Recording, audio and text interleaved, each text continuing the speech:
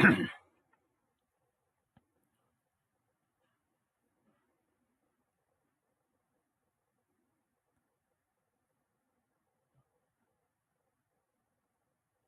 everyone, welcome. It's Brian Akeem here. Welcome to my 146th live stream. Today is Monday, March 11. We are going to be talking about Bye, Season 1, Episode 3 of The Ones Who Live. And let's get the chat going. So if you have any questions, please ask me. I think this was a good episode. I don't know if it was better than 2, but yeah, also I have guest stars, or I guess returning guest stars, Dan from Dan's Reviews and Megamatt. So let's see if we can chat with them, shall we?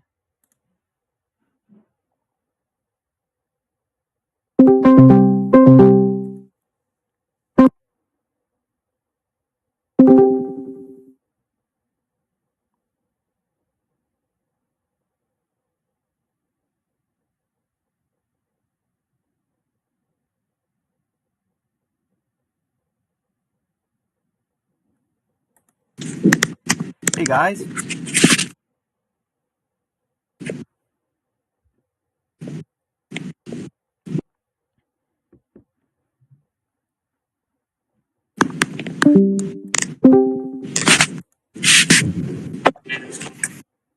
Okay. I think that's good right there. All right, y'all hear me good?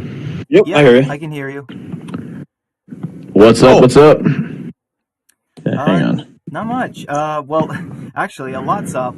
With these first 3 episodes of The Ones Who Live, you know what I mean? Very excited. Obviously, we're going to talk about mostly number 3 in, the future.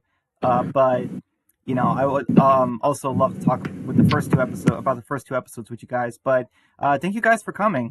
First off, I just want to say. Absolutely, man. I'm just, what was I gonna say? Your voice is very robotic. Yeah, it's kind of hard to understand you. It's very robotic, yeah. Dang. I apologize for that. I don't know if it's Discord or something. I really don't know why it's like that per se. I do have noise suppression down or whatever. I don't know if that's part of it.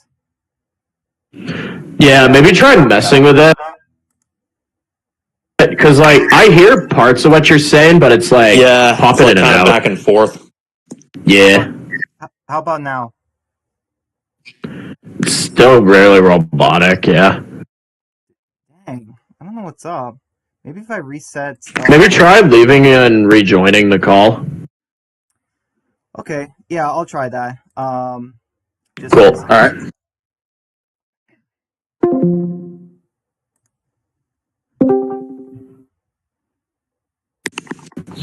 Hey, guys. There we go. All right, that's good. There we go. Okay, great. I'm glad it sounds good. Thank you for the suggestion. Hey, Rowdy. Oh, wait, he says can't hear. Oh, wait, no, he says never mind. Hey, Rick Grimes, happy to see you. So these first 3 episodes of The Ones Who Live, I mean, do you guys think these are the first 3, best episodes of a spinoff that is ever done? And, this is including Fear, this is including World Bond, this is including Fear the Walking Trash, this is including, Tales of the, you know what I mean? So it's and also Daryl Dixon and Dead City. Would you guys say this is probably, the best start, 3 episodes kind of thing to a spinoff?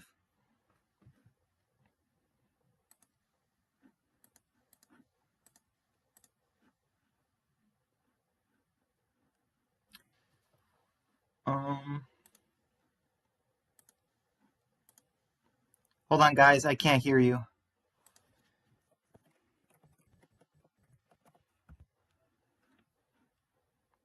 What is going on? That is so weird.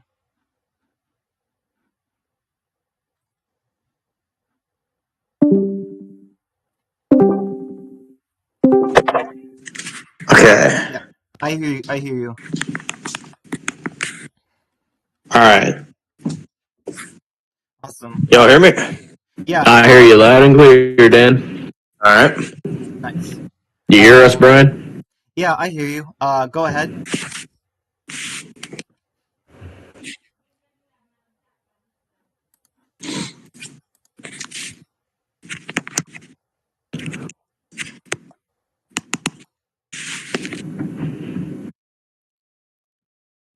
Are you guys talking? Because I can't hear you again.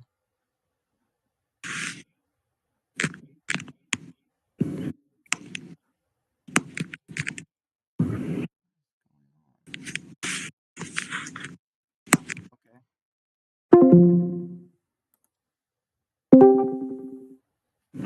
Man, what is going on with Discord? All right. Do you hear us now? Yeah, I Yeah, do you can. hear us? Yeah, I can. Okay. Hopefully this stops. Perfect. What the heck is going on with Discord? It's Honestly. either one person can't hear the other. It's weird. Yeah. Um, Yeah. so, Okay. yeah. So these first three episodes, what do you guys think? Best three episodes of a spinoff at the start? Definitely. Yeah, definitely my favorite start. Easily. Okay. Cool. Um, Very much so. yeah, for me, I think I think these episodes are really good. It's just that I guess I was just kind of expecting just a little bit more. Um, just a little bit. So like I don't have huge like nitpicks, I guess, but like just like mostly minor ones because I'm waiting to see how like okay, how does this story wrap up? I'm hoping there's a season two, but like so like the first episode obviously, and this was actually a problem I had with years. Well, obviously the titles is one thing, but for years I remember talking about this before. I'm like, I really hope Rick doesn't lose his hand because I'm like, it's so obvious now. But his new prosthetic that he got, I decided not to nitpick that anymore because I'm like, oh yeah, his new prosthetic arm with the Assassin's Creed blade. I'm like, that is awesome. I'm with it. You know what I mean? So like that's one thing about Rick losing his hand where I'm like, you know what, that prosthetic is so good, I don't care. You know, him losing his hand, I'll actually say, like, I will agree in one sense about, like, it being obvious is that, like, I do think the trailers revealed a little too much. I feel like they should have, like, held back on some of that. Although, yeah, like, him getting, like, his hand, like, him chopping off his own hand, I actually really like it because it's, like, it shows you, like, how dire it is for him to get home. And it's, like, he cuts it off just for him to get caught again. Like, I know a lot of people have issues with it. At least to me, I find it really cool because it's, like, it adds to how like just desperate he is. Like he'll literally do anything at this point. Yeah, it's a very tragic story. That's what I can appreciate about it. Yeah. Yeah, I definitely agree. It was just I'm this part confused me. So there's a few things with episode one. One, I thought they said we were gonna see a comedic scene in the beginning where Rick runs away from the helicopter. Um, at the end of the main show, I thought they said we were gonna see a continuation of that scene where it was gonna be comedic and then Rick just runs after he pretends to surrender. That part, am I the only one who's going? Am I going crazy? Like I thought they teased that we were gonna see that. You know what's funny is I actually never even heard about that. It might have was like it confirmed by AMC or is it like a leak thing? Yeah. What do you think, Dan? I'm kind of in the same boat. Like I do remember hearing minor things about that, but I'm not sure. Like I think the one thing that like a lot of people I know were expecting was like yeah, like huge amount of like footage of what happened to him after the bridge. Which I mean, to me, like I can understand why they didn't do that because it would be very difficult to navigate all that stuff and show you all the every little detail. But yeah. Yeah, that's true. But I will say, like, what even though I really did enjoy the premiere, like, I mean, I think the episode two is better and three. You know what I mean? Like, it's crazy how the premiere, like, I maybe my least favorite. It's just because I think there's a couple of retcons and missed opportunities, and I think the biggest missed opportunity was not showing not paralleling Days Gone By with where Rick wakes up in the CRM or CR hospital, and it's parallel like Days Gone By with the flowers, the clock, the hospital. He sees the city. I feel like that was too good of a scene not to do. You know what I mean? Like I really Mm. think that's a missed opportunity. I do Like to I open do the like the episode idea. up with it. Yeah. Right. Yeah. Let me read the chat a little bit. Wasteland's here. He says, "Hey guys, Rick says episode three was goated. I did like it. A few things, but I think it's better than episode 1, obviously. I thought it was just me who couldn't hear. Never mind. This episode was a tough one for Rashon, but overall I liked it. I hope we get to see Savage Rick again, but I love his character. Yeah, this episode 3 was tough for Rashon fans, and Ro gets that soon. Hey Josh, what did you think about Rick's line, Jadis, about her haircut? Yeah, it was accurate. Dude, this is one of the things, we're going to talk about it later, but I love how they probably looked at World Beyond feedback and Jadis's haircut feedback and were like, let's put that in the show. Like, that's how much Jadis's haircut got mentioned. It got more attention than Heath for the ones who live. Like, I'm not gonna lie. When I first heard that, felt like one of those rare moments where it felt like Andrew Lincoln put like some input in there, and he's just like, "Can I just have Rick say something just real quick?" Like, I don't know. That felt like something Andrew would have written, to be honest. Yeah, that was a great line. Oh yeah, 100%. Yeah. So yeah, I totally agree, and we'll get to that soon. So Rick is killing zombies. I do like how they establish he's tried to escape.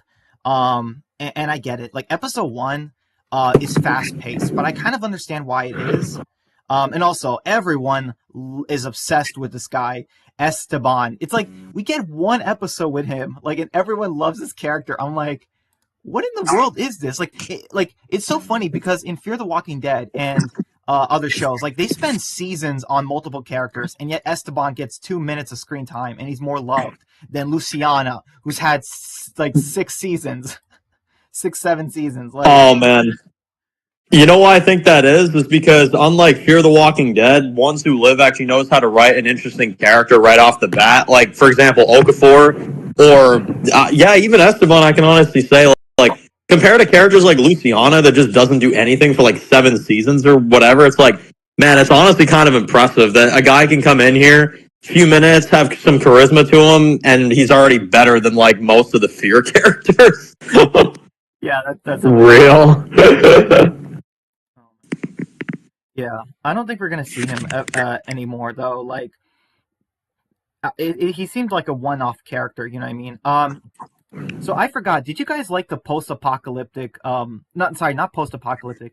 If the apocalypse never happened, Rick and Michonne dreams. I didn't like those, in my opinion. I didn't hate them. I just thought that I feel like we could have had more stuff with Rick in the CRM or in the city. Like, you know what I mean? Like more, like things like that, rather than, you know what I mean? I think we could have had a scene where Rick looks and sees a man with his wife and daughter or something in the city, and it reminds him of him and Judith and Michonne. I feel like we could have had more of that. You know what I mean?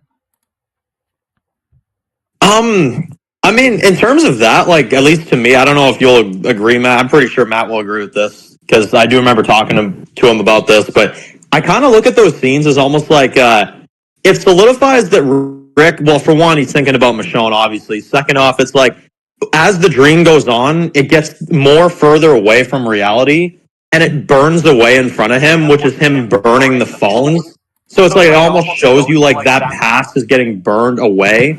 I actually like it because for one, it lets Denai and Andy get like a first scene together in the premiere that's not like just the last scene. And you also get like, it's like him imagining what things could be like instead of how terrible things are like in reality. Yeah, I could agree with that just because it shows like that Rick is desperate to get back to his family, obviously.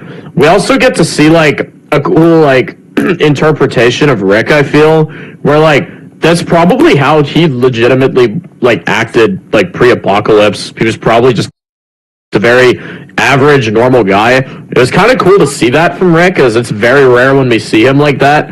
Yeah, I really liked it. I thought it was a cool, unique kind of style for the episode. I would have laughed my head off if you would have had like a scene where it's like he's sitting there and he just tells Michonne, he's just like he's just like, yeah, you know, I got the wife of mine. I think she's sleeping with someone else. He just completely connected to Shane all of a sudden. It's just like, yeah, I think my wife is fooling around. So yeah, I have time to sit down. Yeah. Oh my Yep.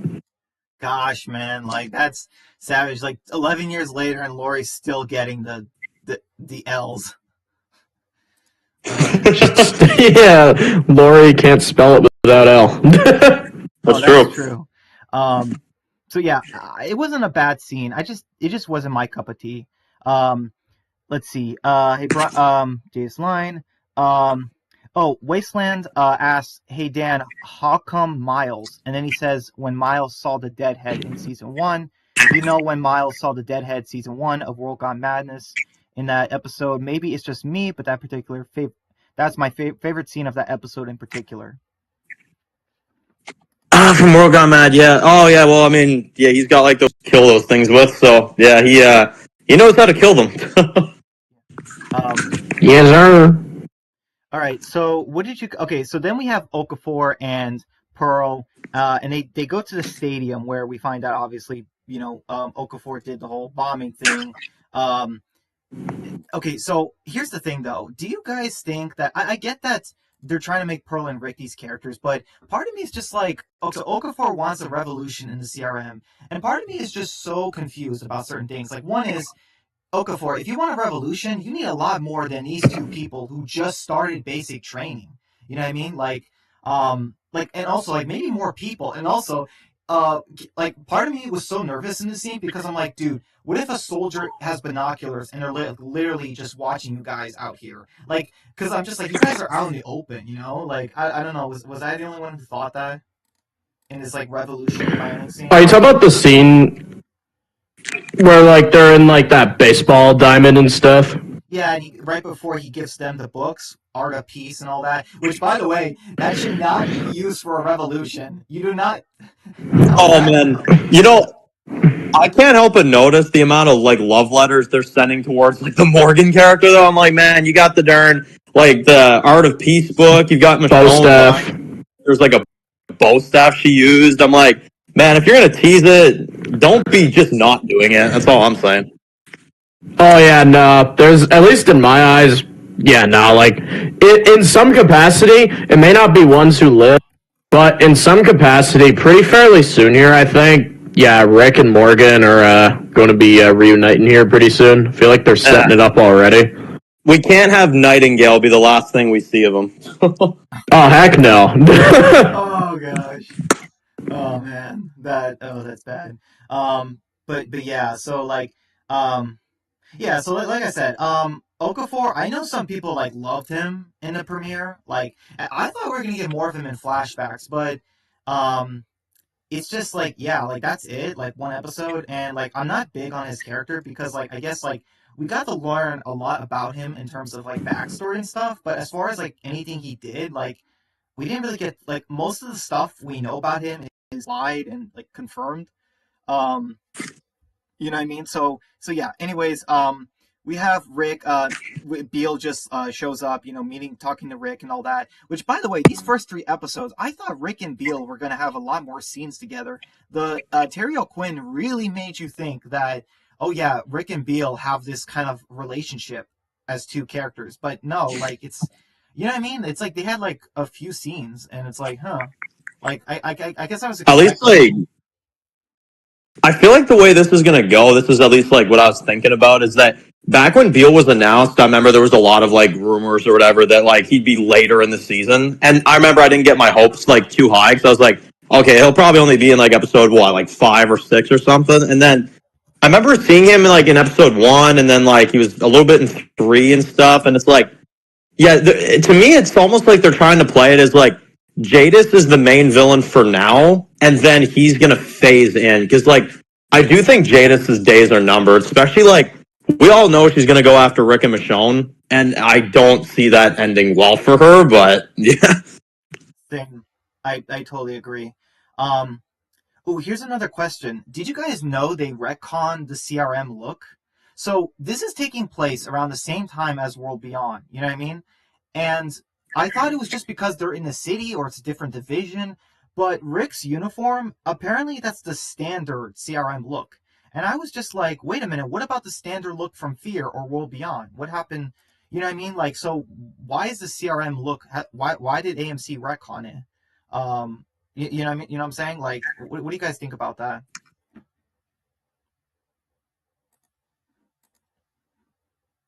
man, I'll actually say this in terms of like just like an appearance for the CRM, like.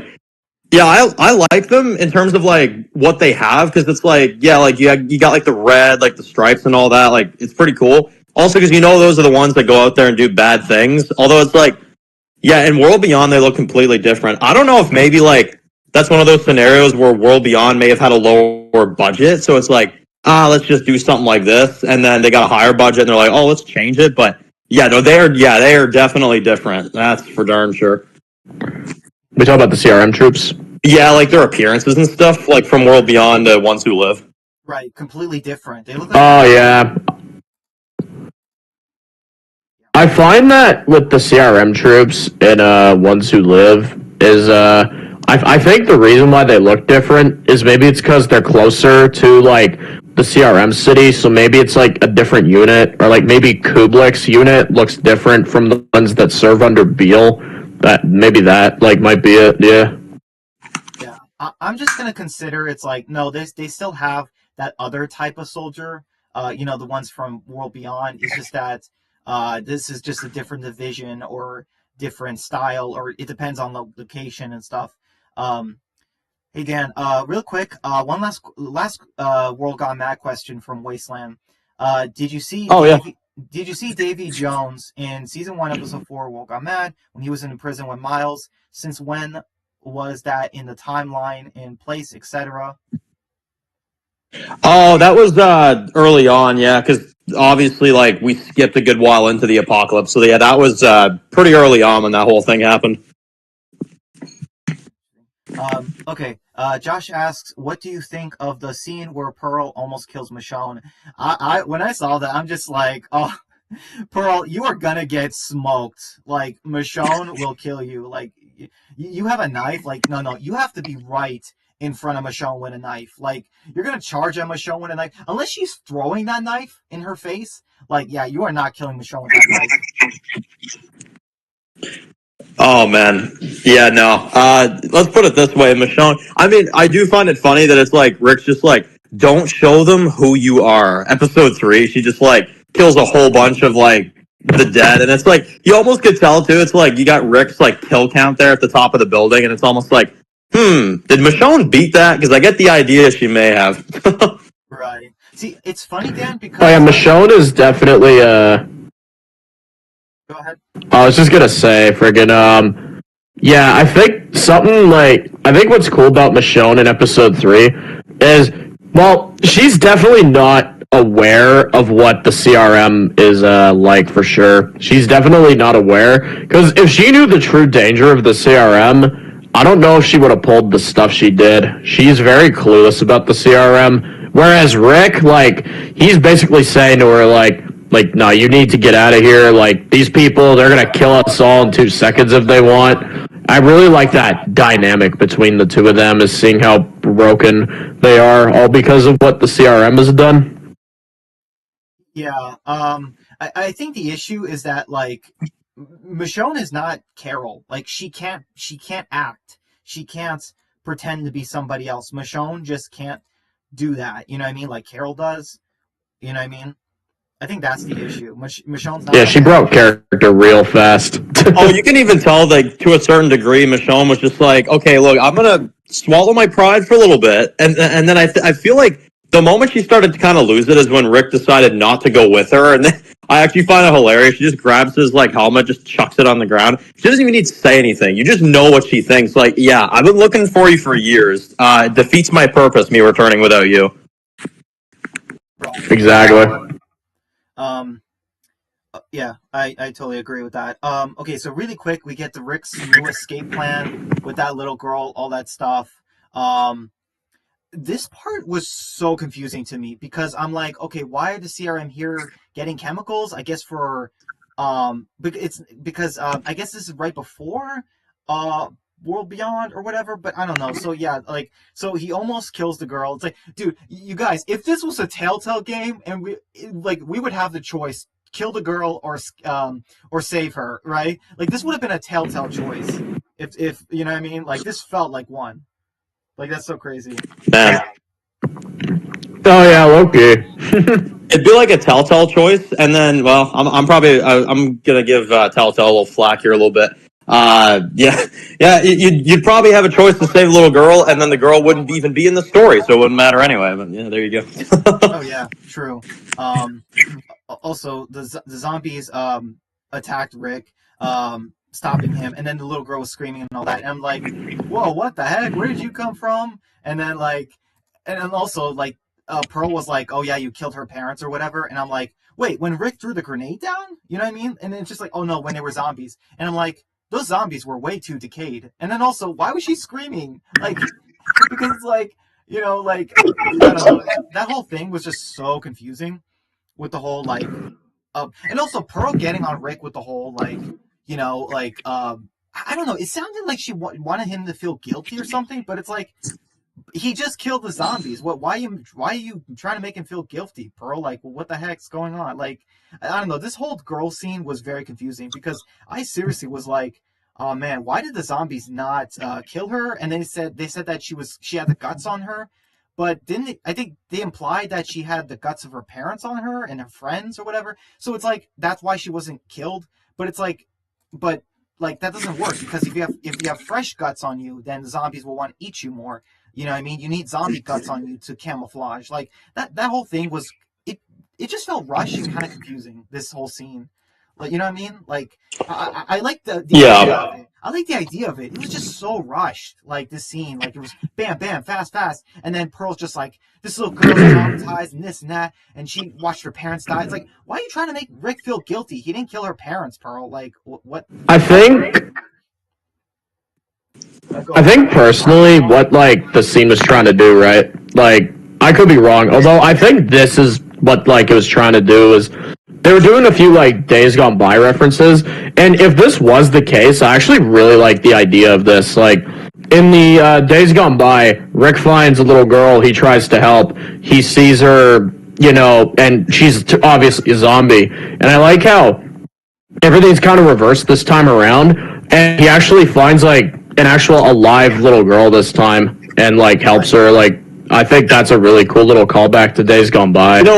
I think another little callback they kind of did to Days Gone By too, mentioning Okafor previously, is this is not as much the same as the little girl, but it's almost like you have Rick that's trapped in this world that he has no idea how to function in, and you get this guy that helps him out, explains to him exactly what he needs to know about his survival if he's gonna be around in this location.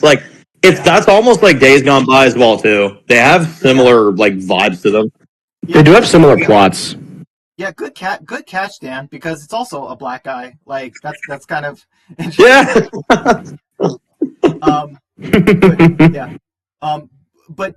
Good point, Megamatt, with the little girl thing. Parallel. It's just that I feel like it wasn't clear. I feel like you could have had it instead where Rick is killing zombies, and then this little girl is walking in the herd, and she has zombie guts on her, and Rick thinks she's a zombie. He's about to stab her. She turns around, screams.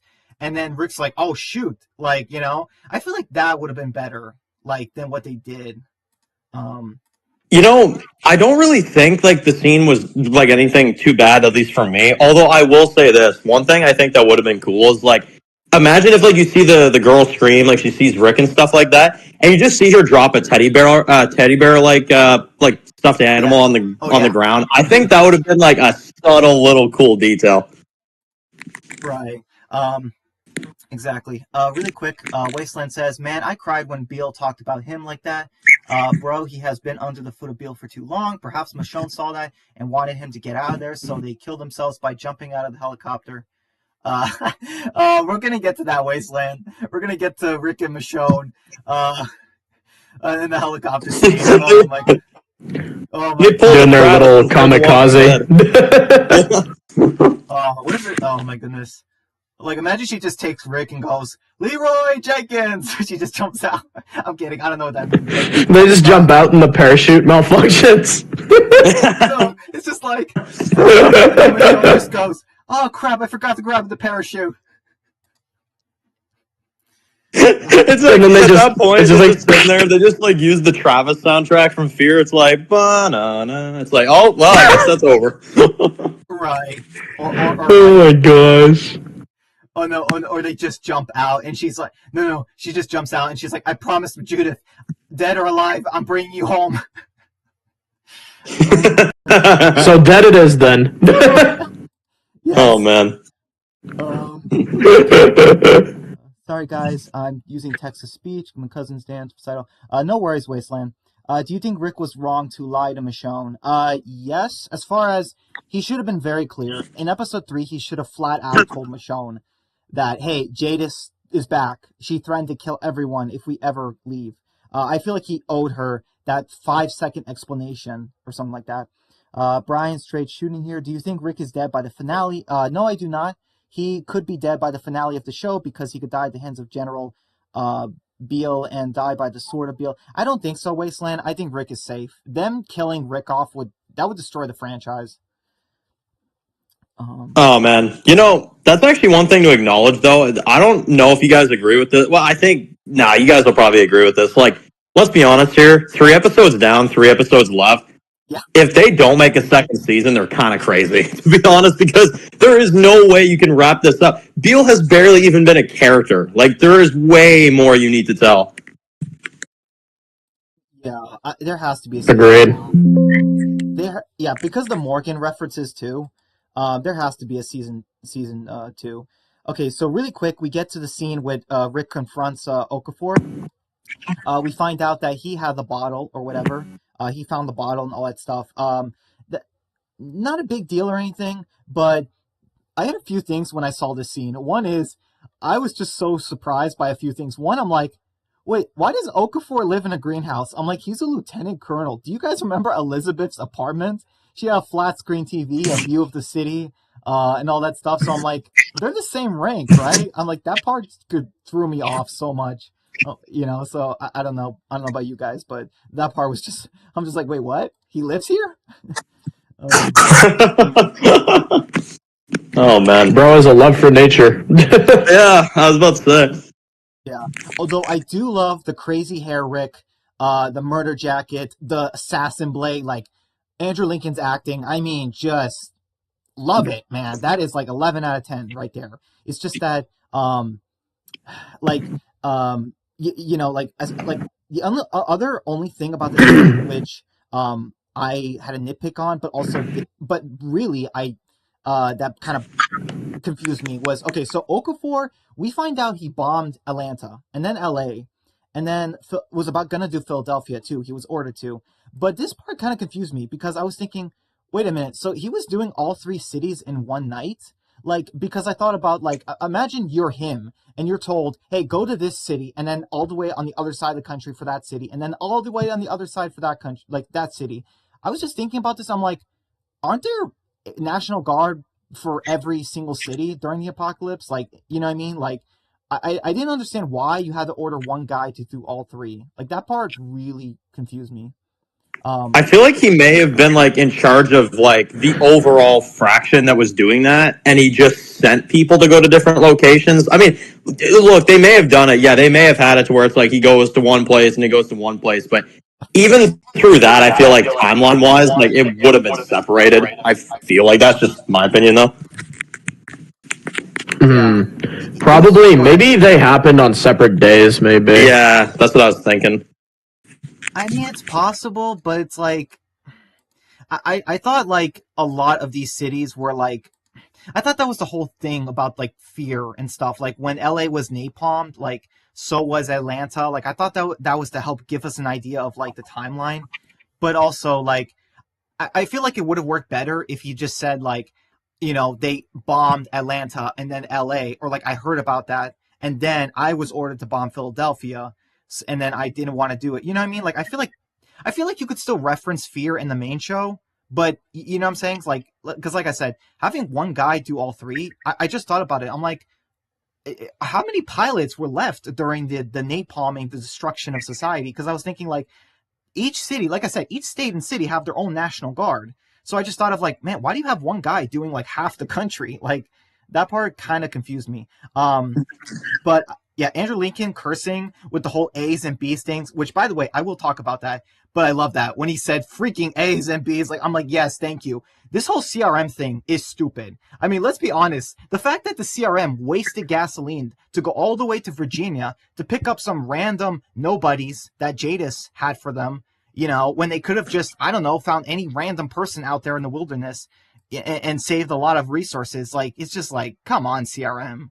Oh, trust me, I have a tough time getting over the idea that like they do this big dramatic thing in episode 1 about Omaha and like how like everything went down there, and I just am sitting there in the back of my head and I'm just like, is it seriously because this one woman said I don't trust you, and then randomly that whole place just gets like destroyed like that? Oh man, it's so difficult for me to keep that in the back of my head. I'm just like, are you serious? Really? Oh man, Iris, I know you and Iris have a special bond, man.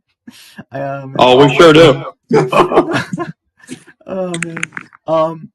What are your thoughts on the episode ending of the episode? I was really confused. I don't hate it, but I definitely think that's jumping the shark, or should I say jumping the helicopter?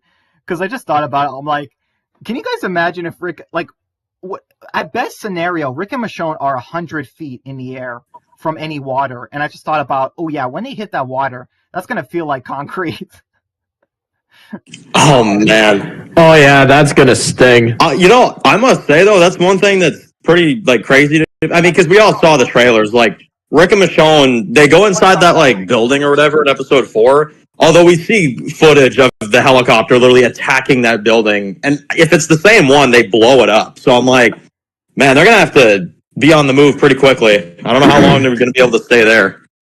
I don't know. I actually have a bold prediction that I think Thorne is actually going to die in that episode. I think she's going to be the one attacking them because she wants Michonne dead, right? So she's going to be looking for them after like Michonne and Rick go MIA. And I feel like Michonne is going to get a really badass kill in the next episode. And I think it's going to be really cool. Yeah, they could do that, man. Yeah. Possibly. Okay, so really quick. Oh, by the way, guys, so 3 episodes in, and no mention of Heath. So, was he an A? Like, did Jadis gave him as an A? Because I'm like, Heath is not strong. He's not a leader. Like, we know this. They did confirm this, which I don't think they've talked about it yet, so it's yet to come still. I believe Scott Gimple said this, that we are going to learn the meaning of the triple P card, and maybe Heath could be brought up then, possibly. Well, yeah, because that was the thing. Yeah, like there was like the 3 PPPs. I'm gonna be honest though, like I don't even know if we're gonna see Heath like physically in this show though. I find that he'll probably be a zombie. No, yeah.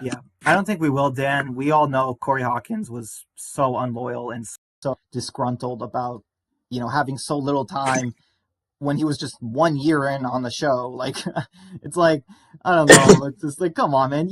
I don't know. That still bugs me. It's like, you literally just got on the show and you're like, oh, I'm not being used enough. It's like, well, dude. Man. Yeah, go ahead.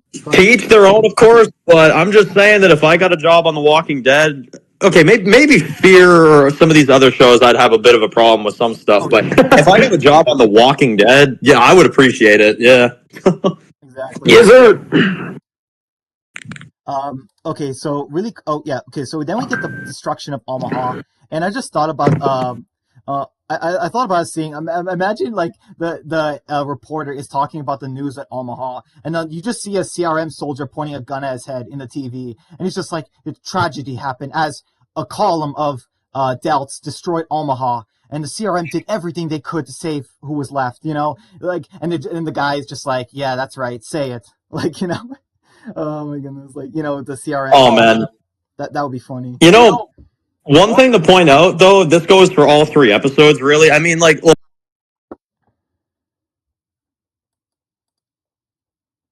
the most elite one, which is no surprise here. Andrew Lincoln has tackled some stuff that I did not expect him to do, like the suicide related stuff, like how much the CRM has messed up his head, like. That is actually, to me, the best part about this show, because it shows you how much this group mentally could damage someone. Like, even someone like Rick, I'm glad they didn't go all like, oh, he's Rick Grimes, he can do anything. Like, no, they're showing how much this group is pretty effective. Yeah. Absolutely. So moving on, we get the destruction of Omaha. And Rick eventually decides, the whole CRM thing. Oh, which by the way, really quick, I feel like this is a retcon. So the A's and B's thing, to me, that doesn't make a lot of sense because, like I said, Heath was an A. Like, you know what I mean? He's the strong leader. It's like, no, he wasn't. But then also, the reason also I feel like it's a retcon is because when the helicopter came down, Jada said that I have a B. He's strong but he's hurt. Can you save his life or whatever? And I just thought about that. I'm like, wait a minute. They said that the CRM does not want strong people. You know what I mean? It's like, so that part really kind of confused me. You know what I mean? Like, I thought A's were assets and B's were bittens, like bitten people. But now it's just, oh no, A's are like, tough, like A, like, yeah, that's my guy or girl. And then B's are just, like, I'm not going to say that word, but it's a bad word. It's just like, are you serious? Like that. Oh man, Like, I have a theory on that. Like, I guess you could say, yeah, like, I mean, you could call it a retcon, honestly. Like, I'm not even gonna, like, honestly say anything against that, because I do admit one thing is that, at least for me, and I think I spoke to Matt about this, like, I think last week, like, I do find it a little bit difficult, and this to me is a flaw with the main series, it's not a flaw with the ones who live, but I find it really hard to believe that the CRM finds a group like Michonne out there, like, and they just, like, gas them, right? They want to get rid of them because they're getting too close, and it's like, but you mean to tell me that if they're doing that and they only have 3 locations, now 2, and they're like really, really careful about like who they let know their information, it's like, you mean to tell me that they made a deal with some trash people that can barely speak a word of English and like just be like, we're gonna work with a group of trash people, even though we're this really big organization. Like, you give us a few prisoners, give them to us, and yeah, we'll take them. Like, to me, that felt like one of those moments where it's like, the CRM wasn't fully written back then, so it's just like, let's throw that in. Yeah, why not? And then they're like, oh crap, that didn't work. Oh yeah, I 100% agree. Yeah, the CRM was definitely in very early planning stages back in like the late 2010s. Yeah, it's very the CRM. I'll say this, but yeah, no shade at ones who live at all. When I say this, is they have changed stuff. Although I'd say the changes are for the better. Yeah, agreed. Yeah, cool.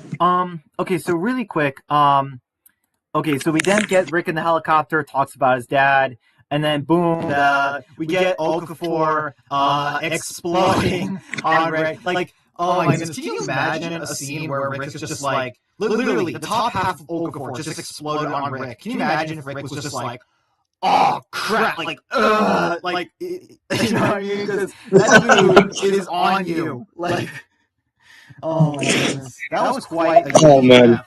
That was quite a unique I honestly found that scene cool. Matt will get this reference. I felt like I was watching an episode of The Boys where it's like you get this person that just like blows up, just randomly, blood all over the helicopter and stuff. Like, I don't know what it was. The gore felt like turned up like to another level in that scene. Yeah. Oh yeah, it felt like a scene out of a show called The Boys. It felt like it was right out of that show with like the head exploding, the blood and gore everywhere. When I saw that scene, I remember I'm just like, okay, this is gonna be very different from other Walking Dead shows. Even like Invincible style or something. Yeah, like it felt something like that even. Yeah. Yeah. So then we get the ending where, the helicopter explodes, and then it crashes, and then we get Rick, and then more explosions, and then we get this person with a sword, and it's like, oh, come on, we all know who it is. I really wish AMC didn't spoil it in a sneak peek or the, short or whatever, a promo, of like, Rick and Michonne reuniting, like seeing each other, but it was still good. Like, I give it that. I didn't expect it this episode. So ending the first episode with Rick and Michonne seeing each other, that was great. That's a great ending. Like, so yeah, I give the show that. Okay, so then Agreed. Yeah. Oh, okay. So really quick, they in episode 2, Gone, they did 6 years after the bridge, and then all of a sudden they show Michonne, talking to Ellie or Elle, and I'm just like, wait a minute. So has the timeline just been changed again? You know what I mean? So, you know what I'm saying? So, like, the timeline now is like, so Michonne left 10 years? Because some people are like, no, she left at 11, 12, or 13. Because now I'm so confused. Because remember the thing about Here's Negan, where it was like, oh yeah, 12 years ago. And then now it's just like, no, this is confirmed 10 years in the apocalypse. What do you guys think about that? The timeline, I was so confused when they did 6 years after the bridge. Yeah. Yeah. I guess I'd say that because the timeline. I will say this: it is very hard to wrap my head around some of the timeline because some stuff is here, some stuff is here. I guess I'd say about that is like I feel like it has something to do with that time skip. You remember in 102 when Michonne is staying in that building with Nat, and it looks like I'd say about 6 months goes by because we see the spring, or we see the summer, and we see autumn, winter, and then I believe they leave in the spring. So that would be probably like 9 to 10 months they stayed there. So that almost suffices up to a year of recovery. At least that's what I would think, anyway. Yeah, in other words, this is a very hard thing to pinpoint. I won't even deny that. It's tough, like, yeah. Yeah, it's look. I mean, I get it. Like they tried their best. And to me, it's like I don't view that as a problem because it's like we know where she is, we know who she saved, we know what this perp is. Like as long as that part's clear, I didn't really mind. But yeah, like it's almost like one of those where it's like I think the only thing that shocked me the most, to be honest, is that I didn't expect to see that group like leave. I kind of felt like they would be like a bigger part. Although I like it because I feel like that group's gonna come back at one point. But Oh, for yeah, sure. we'll see. That group's definitely coming back. Oh yeah. Just a matter of when. That's interesting, guys, because I actually respectfully disagree. I don't think they're showing up again. Here's why. Because the summit is in a few days. And Rick and Michonne in Summit, it's in Oregon, or, you know what I mean, around Portland. And when they left Michonne, they're still in, like, the Virginia, New Jersey area, you know what I mean, or whatever they went. Like, they would have to get all the way across the country. I don't think they'll make it in a few days, but we'll see. That does, Yeah, yeah. see? That honestly, that does lead me to one thing though that you did point out is that where that outpost was, where Rick and Michonne like escaped from in the helicopter and all that stuff, like that is a ways out. Yeah, that journey back home, if they make it back home, is gonna be pretty rough. Oh, yeah. Oh wait, no, sorry, I was wrong. I forgot the year. I forgot the time skip in the mall, which made me think like I know a few seasons have passed, but then I just thought of like, man, did Michonne and Nat really have a year's worth of food? Um, I don't know, like that's crazy. I don't know where they got a year's worth of food. I think that they stayed there for a year, although I'm not sure, to be honest. I will say this though. I will highlight this. Episode 2, one of the biggest things I can take from it is that yeah, Nat, awesome character. Like a lot of charisma about Oh, him. he's Like, a lot great. yeah, he was really cool. Right. He's fantastic. I agree. He seemed like a Tyrion kind of character, like before Tyrion was ruined. But the thing is, though, is that you know He was ruined. yeah. But here's the thing, though. It's just like here's the thing, though. Like I like the whole Aiden and Bailey stuff, and then she was pregnant. As soon as she said she's pregnant, I'm like, oh, she's gonna die. I'm like, I see. Yep, she's gonna die. When a minor character is pregnant, they die. When it's a major character, I'm like, oh yeah, they're gonna live. You know. Exactly. Oh man, you know, I think the one moment I knew they were dead is when she's sitting there and he's like, "Oh yeah, so we'll like you guys can just go back to Alexandria." And she's like, "We will once you find Rick." I'm like, "Yep, there it goes." Like, although I didn't expect the boyfriend to die, I didn't expect at all. Yeah, him was a bit of a throw off, and then that threw me for a loop when he went too, and he just gets shot, bro. I remember I jumped out of my seat. I was just like, oh my gosh, they killed all of them. Like, holy crap. Yeah. So yeah, I think they did a good job with the characters. I think this episode also had better pacing than the premiere because yeah, and this oh yeah, so then we get to CRM with chlorine and stuff, the chlorine gas, and Super brutal. yeah, because so Scott Gimple confirmed it. They were just simply too close to the Philadelphia city, kind of thing. Which oh, thank you, Strawberry Passion. I appreciate that compliment.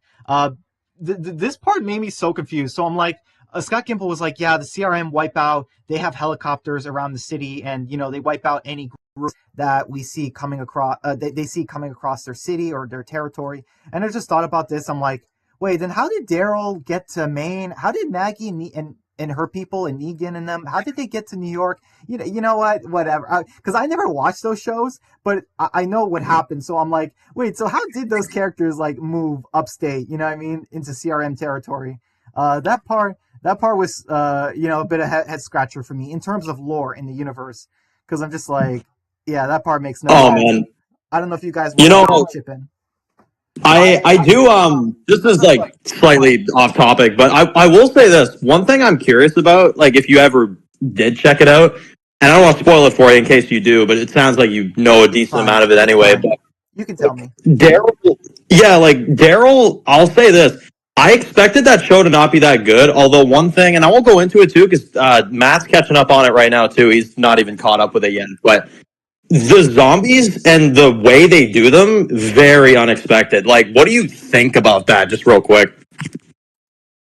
Oh yeah, the zombies are really cool in friggin' Daryl's show. I Yeah. think that I like the idea of the experimenting. I'm only up to episode 3, so I've seen little bits and pieces. I do think there's probably CRM ties, although we'll have to Maybe. see. Yeah. Okay. Okay. So yeah. So moving on. Michonne, the chlorine gas. They recover. I like the relationship between Michonne and Nat. She was crying when they were at the campfire scene, and he said you could still believe longer, but still go home. And Michonne cried. I'm like, oh man, Denai Guerrera's acting, man. That is so good, man. It's been years since we've seen her acting like that. And I'm like, it's good to see again. Yeah. She slipped right back into that role. I mean, they both did, like her and Andy and stuff. Like, yeah, it honestly didn't even feel like they left. Which Andy, I kind of was sitting there. I don't know why I thought this, but I was like, oh man, like he's been gone for like 5 years. Is the accent gonna come out a little bit? Like, I don't know why I was like nervous about that for some reason. And then the second I heard him speak, I was like, we're good. Nope, we're good. Oh yeah. Oh yeah, right. Don't worry, Dan. He's not the actress for Iris. He's good. Yeah, he can act. Yeah. Yeah, he actually knows what acting is. Ooh, L. Okay. So then Michonne is killing CRM soldiers. Nat helps her. I like that. She's killing them. Take off their helmets. Look at me. All that stuff. That's cool. Oh, and did you guys notice the Jamie reference? Game of Thrones reference when because Rick blocks the sword, Michonne's sword, with his hand. So if Rick never chopped off his hand, Michonne would have, in another timeline, chopped off his hand right then and there. Like, That's actually very true. He would have lost his hand either way. You know, I will say one thing though, because Walking Dead doesn't really do this too often. I find it difficult with a lot of shows to get this invested, but when Michonne actually hugged him like fully in episode 2, I actually did get a little emotional. I was like, "Oh man, okay, that was well done. Like that one hit." It's a reunion we've been waiting for a very long time, and I'd say, yeah, it definitely paid off. Oh yeah. I agree. No flaws there. Rick is taking the belongings, the Michonne helicopter thing. The helicopter picks her up. So Michonne is. Oh yeah, I love how she says her name is Dana. Guys, how much would you have loved it if Michonne said, "My name is Denai"? How much would you guys have freaked out if she said that? Like, I would have loved that. That would have been a cool reference, yeah. Yeah. yeah. Wasteland. It's a Jamie Lannister reference because in season 5 of Game of Thrones, Jamie blocks a sword with his fake hand, and Rick does the same thing. So both of those characters were on their knees and they block a sword. So it's like, in my opinion, that's a reference to Game of Thrones, which I really like. Even though season 5 is not a good season, like I still enjoy that reference. For sure. Yeah. So then Rick and Michonne, they kiss and stuff, and Rick, says he's sorry. Yeah, he told them don't show them who you are, all that stuff. And then we have somebody, watching Michonne's tape on a giant TV with the big back, which I'm sorry, the CRM needs better TVs. I'm sorry, but that big back TV, I'm like, oh man. But I knew it was Jadis. I'm like, yep, it's Jadis because she has that silver fabric on her outfit. I'm like, I recognize her anywhere. They didn't need to show her hair, or anything. I knew that was Jadis. And then I mean, go Go we ahead. have to remember one thing though, Brian. There's one thing that's very important, and we've had this for about 4 years. Is yeah, we have really bad TVs and tape recorders. I mean, they're really advanced. Yeah. Exactly. Oh my goodness. Yeah, totally. Okay, yeah, so I love this scene. No flaws whatsoever. Jadis in Rick's apartment and just being like, this was an investigation. This doesn't fall under our deal, Rick. And she's all saying like this, if you try to escape with her, I will make sure everyone you love and care about die, including a few I like very much. It's just like, oh man, like yeah, dude, she's so evil. The world beyond Jadis is back, and the way she was just like, my hands can't get any bloodier. And then, even this, when she was like, yes, yes, yes. And then she says, Rick, what the freak are you doing? I'm like, oh man, that was a good ending. I love that. That was so good. Once again, another amazing ending for a good episode. You know what I mean? I'm just like, man, these endings, man. Yeah, The endings are crazy. Oh yeah. Like, what's funny is like I remember seeing that episode like a little while before through leaks and all that because the whole thing was leaked on the internet, as I'm sure you guys know. And I remember I had to sit there and wait for like 2 weeks. I was like, oh man, that's like the one thing I can't stand now. I gotta wait like 2 weeks to see what happens after that scene. Ugh. Actually, I was gonna say, curious question is, y'all think that Jadis was always this evil as she is in Ones Who Live and World Beyond Season 2? Or do you think she got worse over time because the power went to her head of being in a high-ranking CRM position? A bit of both. I think this was always Jadis as a person. Like, she's a toxic person underneath. She's always been. She always wanted power and stuff. And it's just that when she got that power and luxury from the CRM, it just made her be like, you know what? I'm never giving this up. It just fed her addiction because she just wanted a better life for herself. You know what I mean? So I think Jadis was always this character. She's always been this chameleon that switches sides and all that. So it's just that now, now she's been fed that luxury and she never wants to let it go. You know what I mean? Go ahead, Dan. This is to me, this is at least how you write. Like, I find Jadis is the example of how you write a good, like, I don't know, like very what's the word I'm looking for? Oh yeah, it's like a very very selfish character because it's like in the main series, like season 7 and 8 and all that, and then the little bit of 9. Like, I mean, yeah, she had issues. I think we all agree on that. She had problems as a character, but it's like I do like though that they're taking something that wasn't that great in the main show. Like, she wasn't that well written. And then in World Beyond, one of the few things I'll give World Beyond, they wrote her good. And then in Ones Who Live, same thing. Like, she's very good. I find that though the haircut maybe at its worst, I mean the character is awesome. Like, yeah, she is really good. The worse the haircut gets, the more evil she becomes. Hey, if she goes bald, we better look out. Nah, that would still be better. That would still be better, Dan. Honestly. Okay. I may agree, yeah, because that looks ridiculous. Let's see. I never caught that. Joshua asked, "What's your rating for episode 3?" This is tough. I think it was like, I don't know, maybe 8 or 8.5. It's good, but I'm just still like, I don't know what it is, but I'm still just. I just wish we could get more, and it doesn't feel so rushed because I'm like, man. Oh yeah. By the way, guys, we are going to talk about episode 3 because I'm just like, episode 3, man, felt so rushed in a lot of areas because.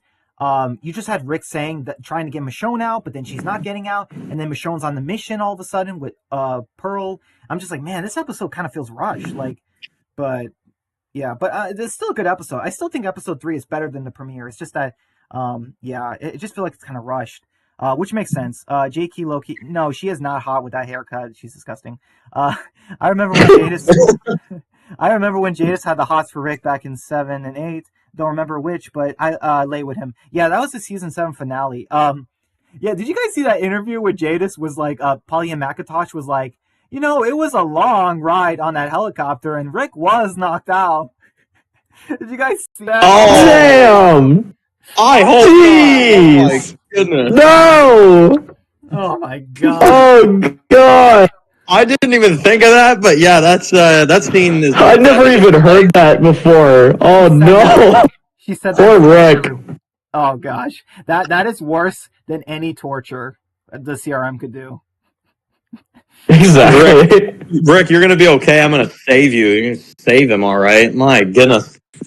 Oh my god. No filter. Pollyann. Oh my goodness. Oh, I love that. So no Real. filter.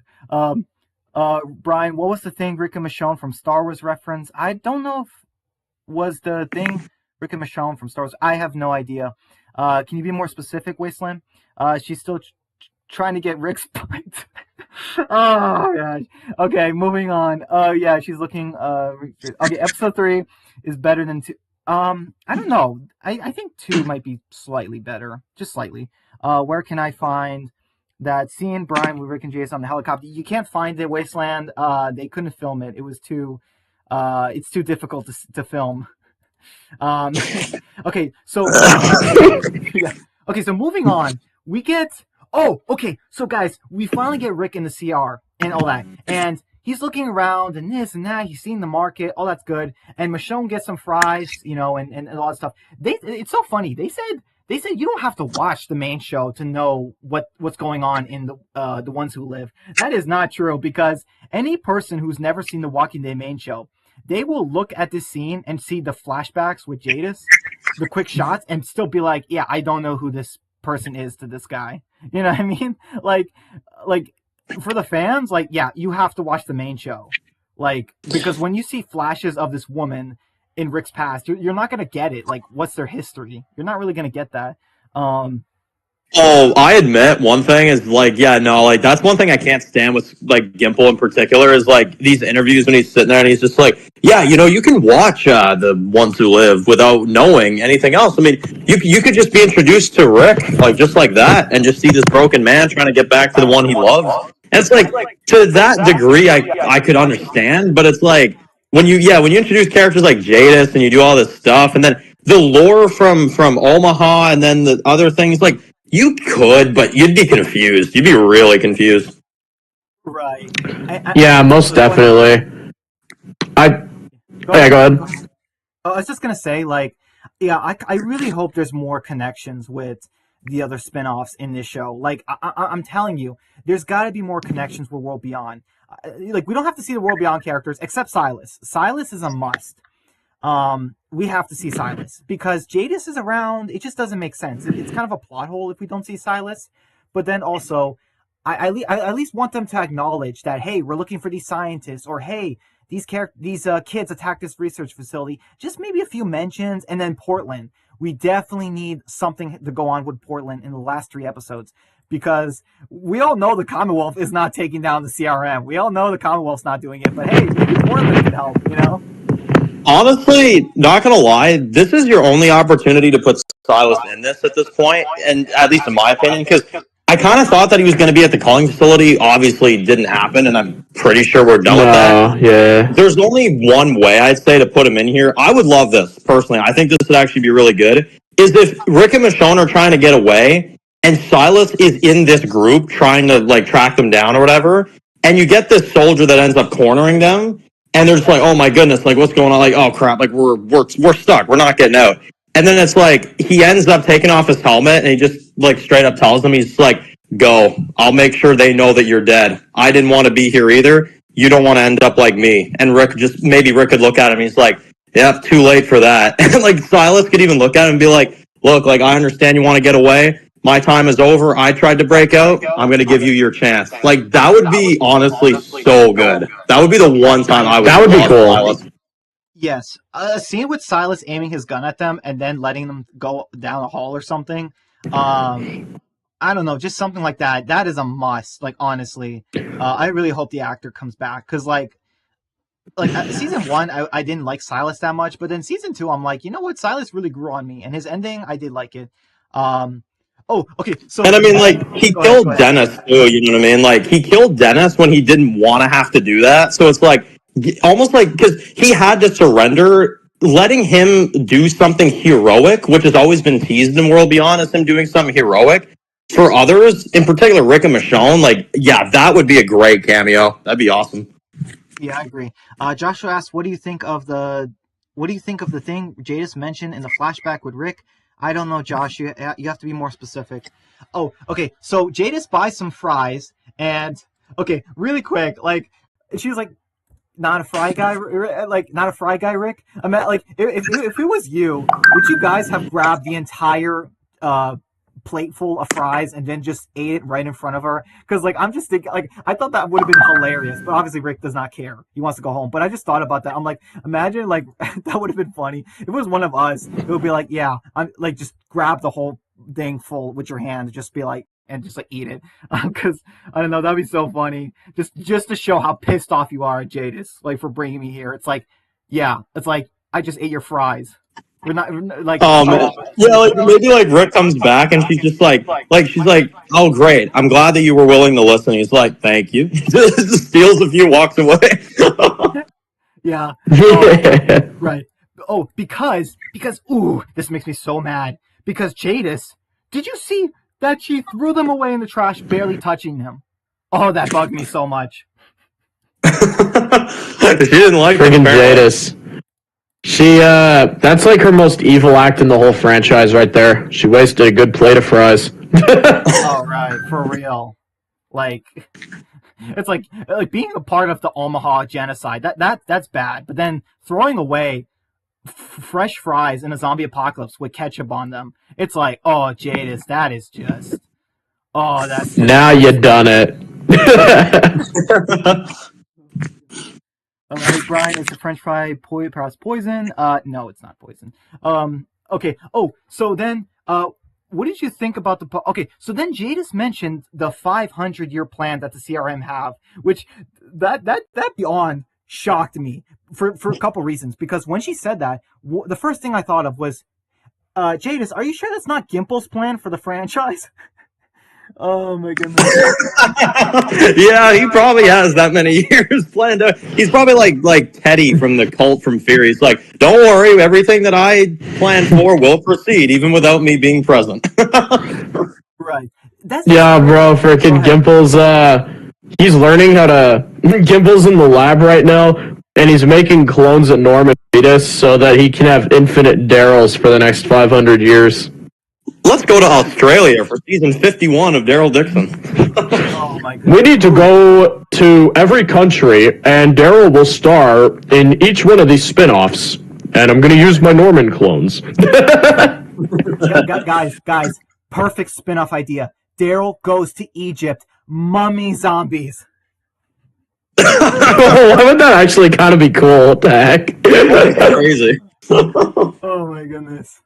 Okay. All right. So yeah. So the 500-year plan. I'm just like, what? I'm just like, well, Jadis, what are you talking about? It took 200 years to turn North America into multiple nations. Just 200 years.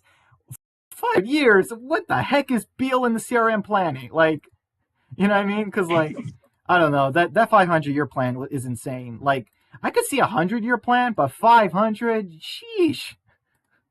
Like, oh man, the great grandparents will see this one out. My goodness. I was gonna say. For real. Go ahead, Matt. Go ahead. Oh no, I was just agreeing. Yeah. Right. Like, I don't know. 500. Like I said, like America was nothing but a mostly barren. Not barren. Sorry, mostly a forest like covered. Landmass, and then it took 200 years to make it into a fully modernized nation. Like, also, the zombies will not still be around after 500 years. Like all they need to do is last 20 years for all the zombies since the outbreak to die out. Like, because if you guys didn't know, that's actually how long the zombies last. Because if you remember in the comics, Robert Kirkman had Carl say, I haven't seen a zombie in 10 years around here. And they confirmed it's 30 years in the apocalypse. So, like, so the zombies only last, like, 20 years, from the outbreak.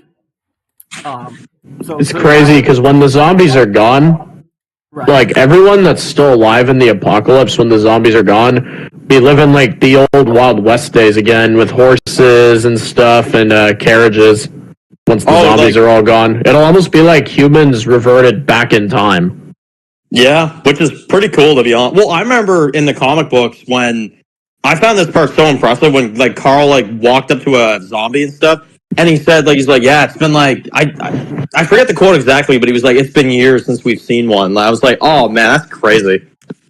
Yep. Definitely. Oh my goodness. Oh my. I just thought about like the 500-year plan. It's like, Jadis, I don't care what the 500-year plan. There better be a Rick statue in the CRM, like in the city. Like, oh my goodness, like that. I don't know. I just thought about that. It's like, yeah, that's the only thing that should still be around 500 years later. That'd be funny. I mean, the funniest part is that Definitely. technically, if you give him his murder jacket back, you shave his head again, and you give him a longer beard. Technically, the statue would look the exact same.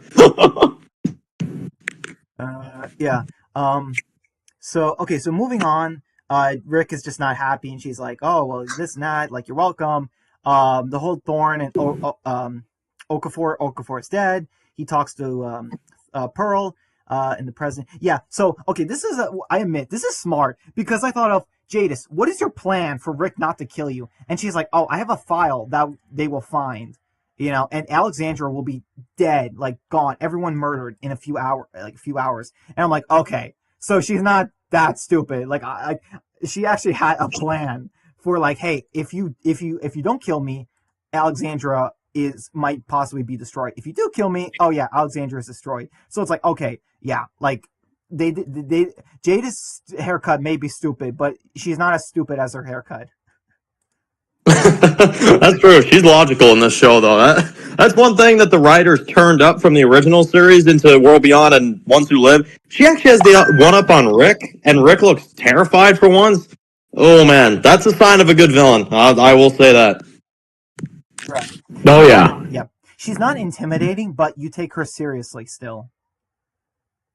Like, yeah. Especially with the leverage she has on Rick. Oh Right. yeah, it was actually like the way the actress performed it too. The way she said it, she's like, "You have to know that if you try to escape with them, I'll make sure that all those people that you love back there die, including ones that I like very much." I'm just like, Gabriel, interesting. Yeah. Yeah. Rick says to Michonne, like, nope. Sierra. Oh, yeah. So for the 500-year plan, I just gave you my thoughts on it, Josh. I think it's crazy. Is the CRM better in 3 episodes? Is the CRM getting better in 3 episodes? Or do you want to see more? No, I want to see more, Josh, because there are some issues I have with this episode, and I'm gonna get to them. But they're, like I said, good episode. It's just that these things still confuse me.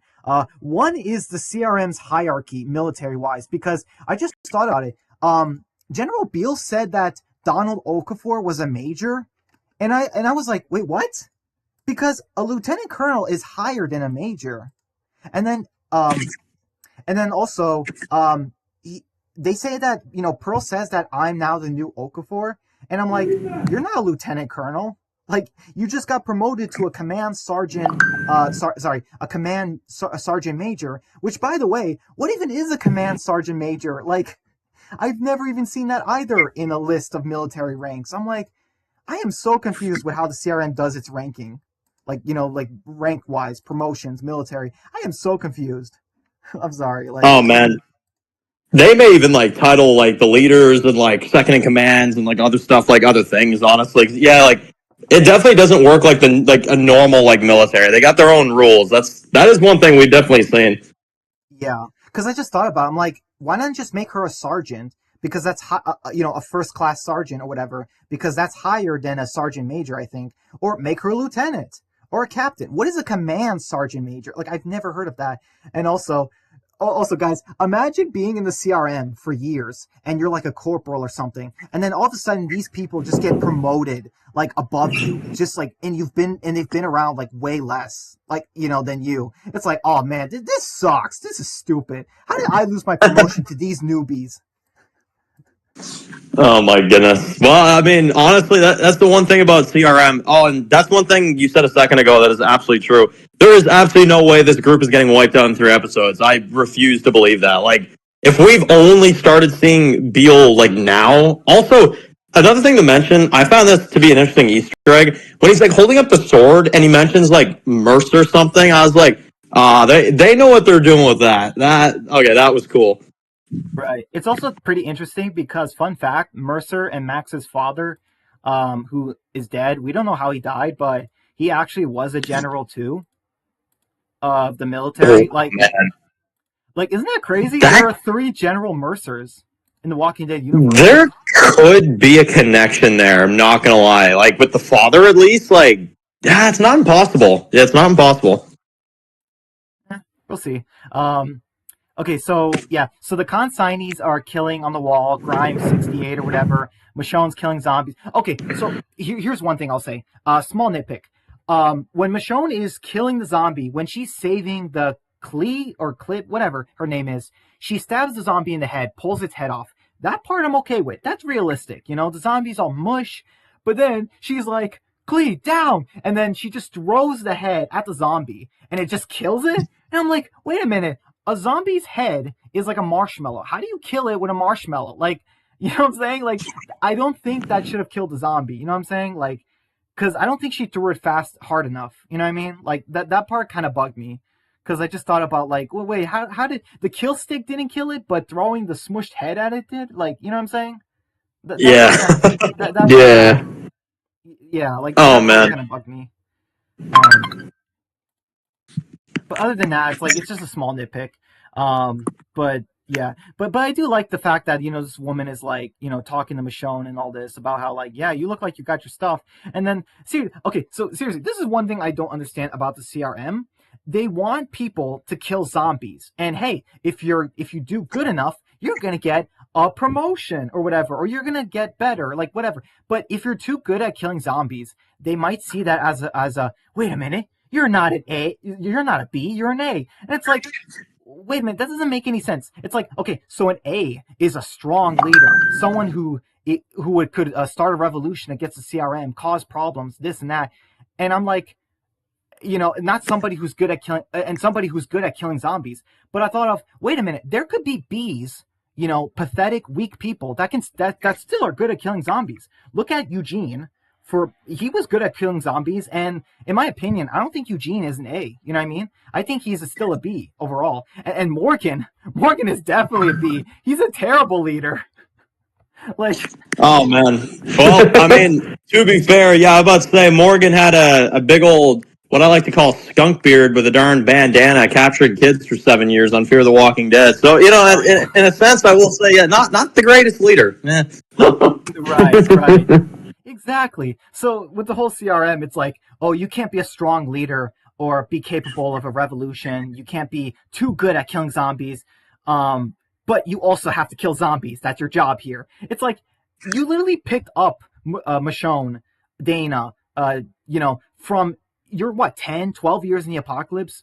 I mean, realistically, every person you find out there should be good at killing zombies at this point. You know what I mean? Oh man. Yeah, no, that is true. I mean, yeah, if you're going to survive this long in the apocalypse, you would be pretty capable. I think even Andrew Lincoln said that back in the day. Like, he even said, he was like, and this is back in like the Terminus days. I remember he was acknowledging that. He's like, anybody that's alive now has to be either really organized or just crazy, like absolutely insane. Yeah. Absolutely. Yeah, cool. Oh, by the way, everyone's saying that Beale is gonna fight Michonne with a sword because he pulled out his historical sword or whatever, and I'm just like, I don't know, maybe, but I just don't see a scenario where Michonne could fight Beale face to face. I just don't see it.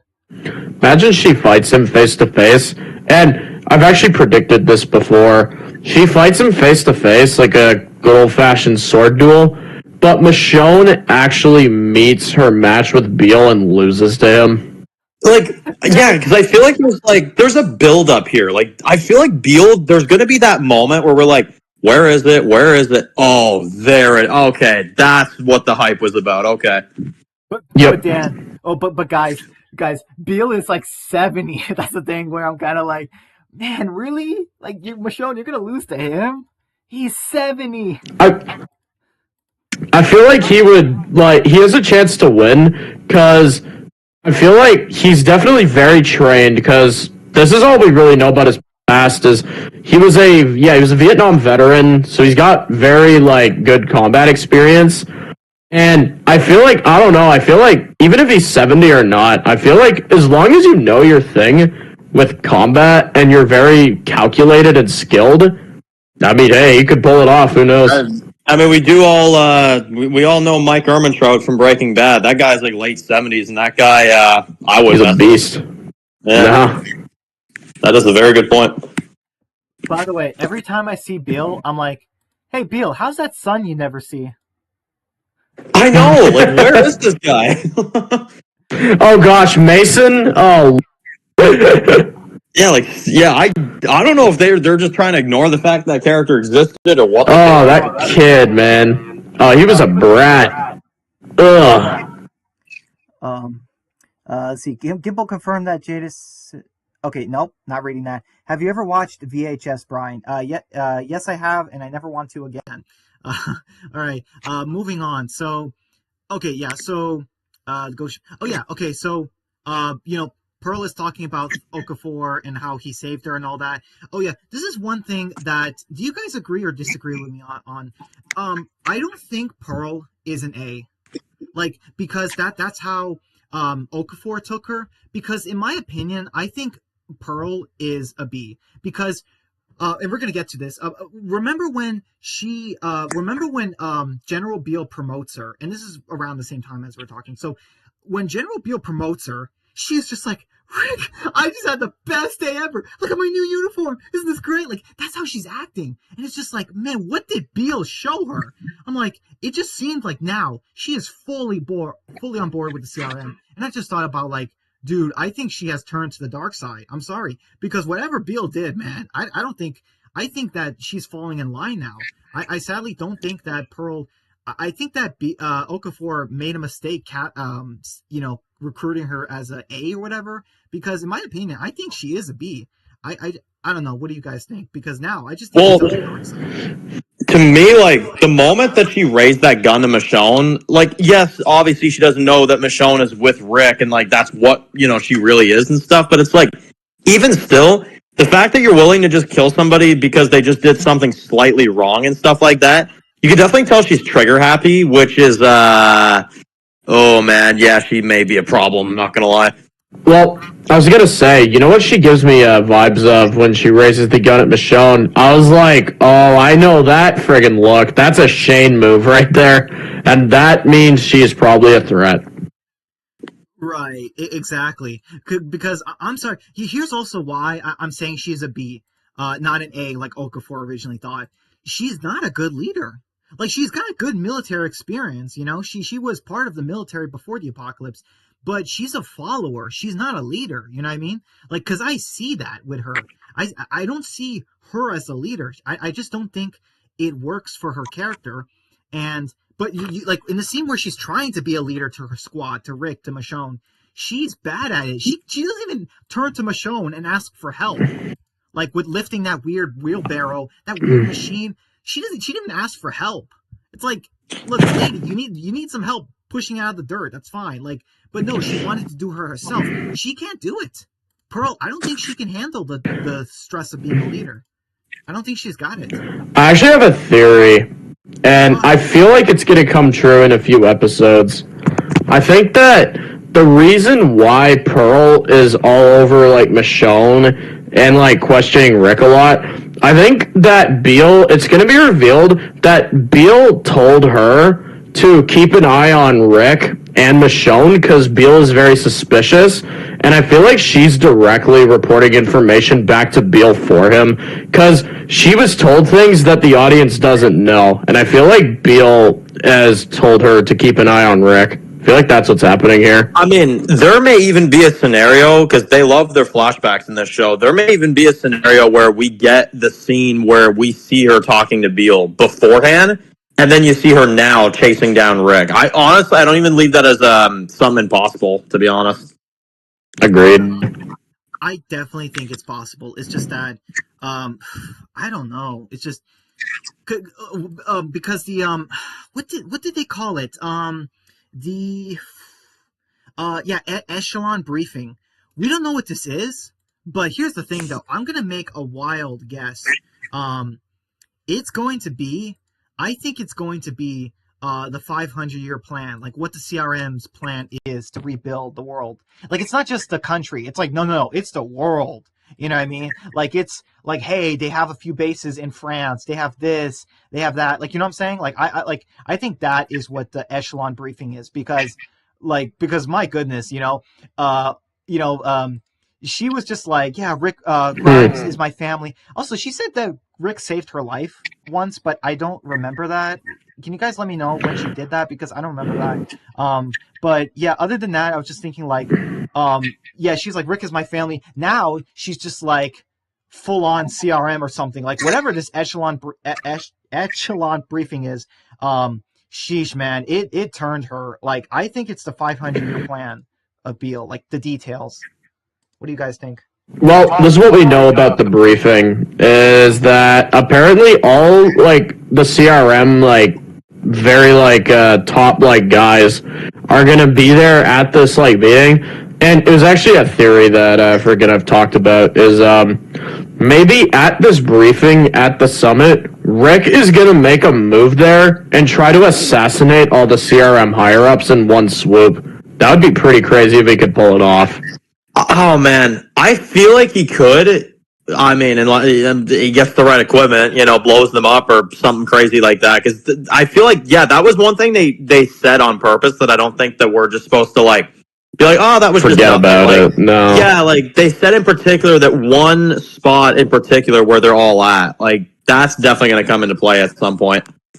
Right. It's too good of an opportunity. Think about it. They even said, hey, all the hot shots of the CRM are going to be at this meeting. Like, hey, think about it. They're not going to be at the CR back in Philadelphia. No. They're going to be here in Oregon for something. And I'm like, oh, yeah. Guys, why am I hearing, why am I hearing Light of the Seven? Why am I getting Game of Thrones Season 6 finale vibes? Dan, do you know what I'm talking about? Why do I think that is going to happen?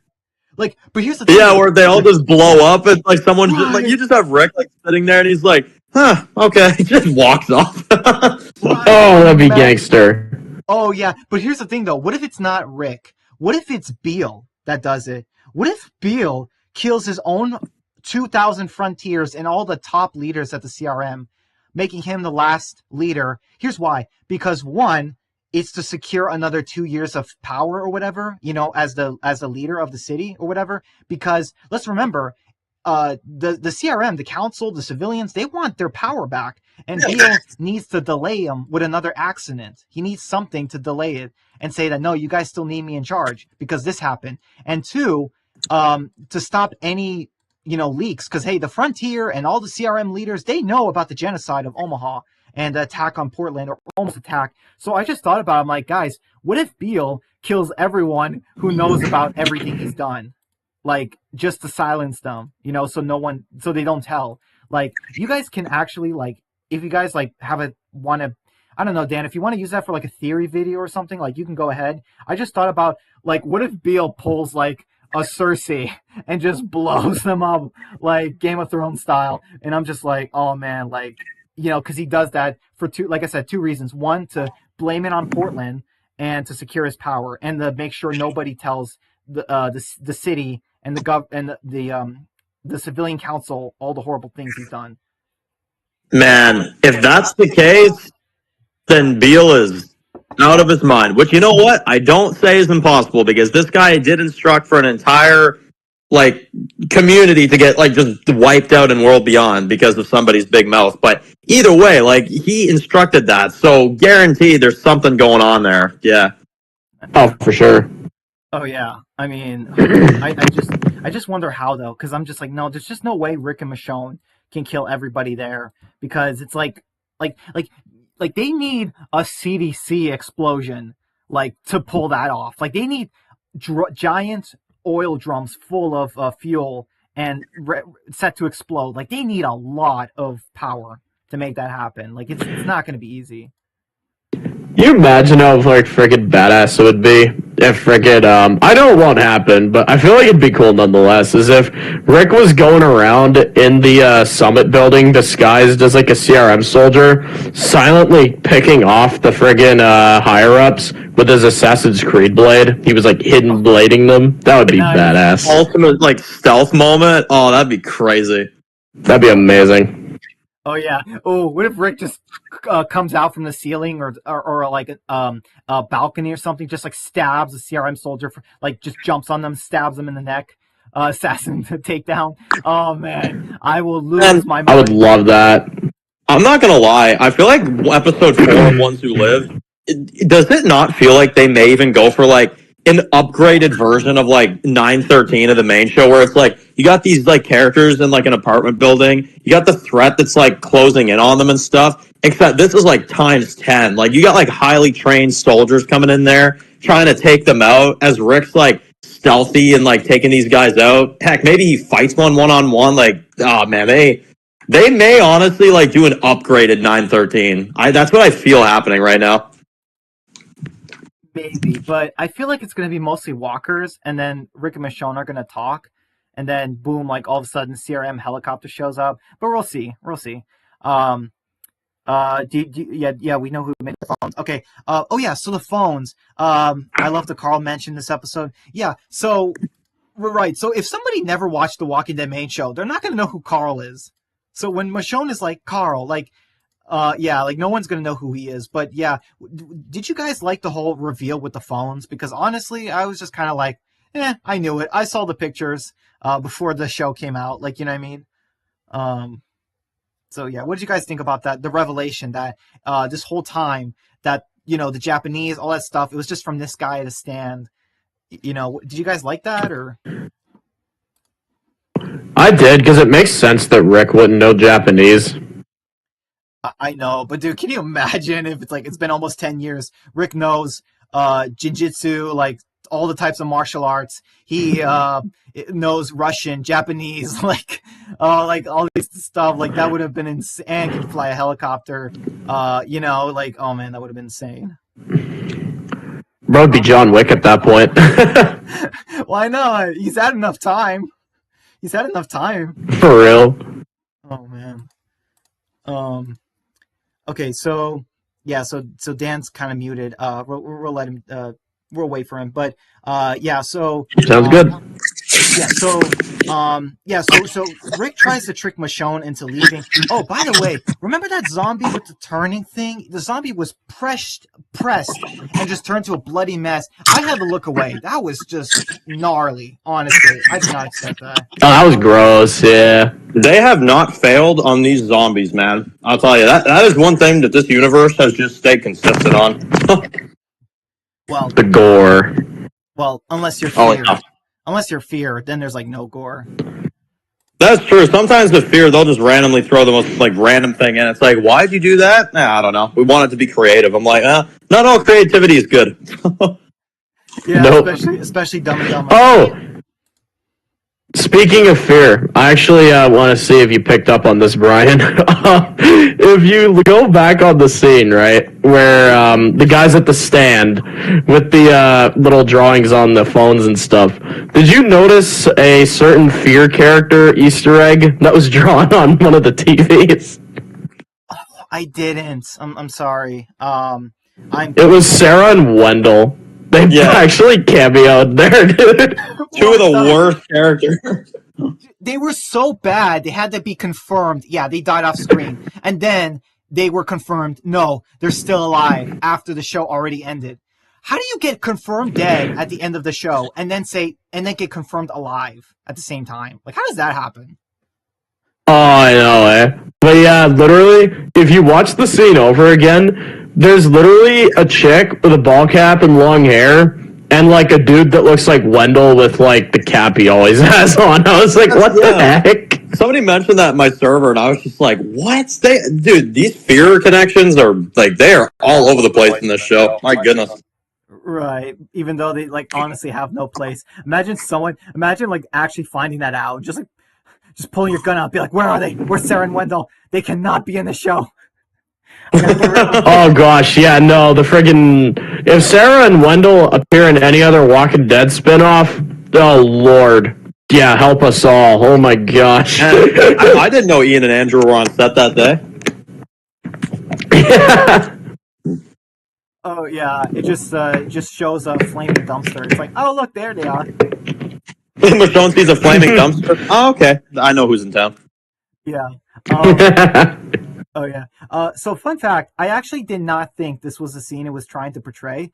When Michonne finds the dead zombie in the water with the consignee jacket, I did not think that Rick was faking her death, because part of me was like, um, yeah. See, the thing is, couldn't they just pull the zombie out and then like look at its hands and body and be like, yeah, this is not a woman and this is not a zombie that used to be a black woman. Like, I just thought about that. Even if he smashed the zombie's head, like, and put it on a consignee jacket, it's like, yeah, no, it's still not. It's still no way this used to be a black woman. Like, I just thought about that. Like, that part confused me. I thought it was a consignee that's tried to escape before and they died and their body was left there. I did not know that that's what the scene was implying. Man, admittedly, I actually didn't either. I actually kind of missed that. I figured it out once, like, she read the note. I was like, oh, okay, this is what's going on here. Like, he's setting it up and stuff. I will say this, though. Like, I know a lot of, for some reason, I don't know what it is. A lot of viewers are upset with Rick with that scene. I don't understand the hate, at least on my end, because it's like, think about it, like, if you escape, the one person, even if you fake your death, Jadis is going to know that face, man. She is going to analyze that like it's nobody's business. Like, there is absolutely no way that you can fake your death if you're Rick. Well, not just that. It's like, you gotta have a similar body. Like, I'm sorry, why do people in The Walking Dead think that, hey, if I take this zombie and kill it, smash its head, and put on some clothes on it, people will think it's me? No, they might look at the skin and see how fresh it is. That's one thing. A zombie that's been dead for 10 years does not look like a person's flesh that has been dead for 1 hour. That's one thing I don't understand why The Walking Dead kind of fails at. Where it's like, yeah, the skin has to be more fresh. Man, that is true, though. Yeah, because if you turn, I mean, like, looking back at, like, the Frank Darabont, like, zombies at the beginning, like, they literally just looked exactly like what they were, with a bit of blood on them when they turned. So, yeah, that's a good point. Right. Oh, yeah, Wasteland says, Fear seasons 1 to 3, fresh zombies, 4 to 8, literally walking scarecrows. Wasteland, absolutely, you're right. I loved how in Fear the Facts. Walking Dead, right, in Fear the Walking Dead, it was like, boom, these are fresh zombies. They're basically humans with just that snarl at you. That was it. But in 4 to 8, it was just like, they're just bony things. It's like, man, how are they still walking?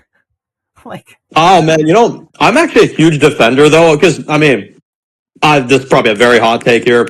I always will say that the Dave Erickson era is a little overpraised, not going to lie. But one thing I will say about it is, the Dead in those first 3 seasons, awesome. Like, they were actually really good. They even had, like, their own, like, music, I noticed, when they were on screen.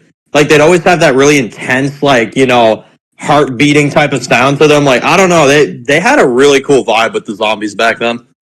Especially with Nick, like, trying to talk to them and stuff. It was a very unique type of thing they were doing there, yeah. I'm probably the only one who likes Jadis's hair. Yeah, you probably are, Noah. You probably are. Nobody... Ooh, and we'll get to that scene where Rick is like, you're a hero. He faked Michonne's death. He's like, you're a hero. And then he says, with a crap haircut. I'm like, yes, thank you. Like, thank you. Someone finally said it. They're self-aware, which is a good thing. Right. Like, they saw the feedback from World Beyond, and, like, oh my goodness. Dan, would you like it if Iris did show up, if Rick literally was like, yeah, like, what? Like, he cannot stand this girl. Like, would you like it if he called Iris out, like, in a scene? Like, would you be more tolerable if, like, that happened versus, like... I'm not gonna lie. Like, yeah, first of all, I don't think Rick would like her that much because I feel like he'd be kind of annoyed by her decision making. Second off, I feel like Andrew Lincoln would have that, like, charisma about him. Like, when somebody says something really stupid and he just kind of looks at it and he's like, what? Like, I feel like he'd say something absolutely just out there and crazy. He's like, yeah, I'm like, oh, I didn't know that I was responsible for Omaha. Was what I said why they did that? And Rick just be like, well, you're not coming with us. No, let's go. Like, I don't know. I feel like Rick would have that. Yeah. Okay, yeah, so moving on, we have the scene where Rick and Michonne talk. She's angry at him. She doesn't even say a thing.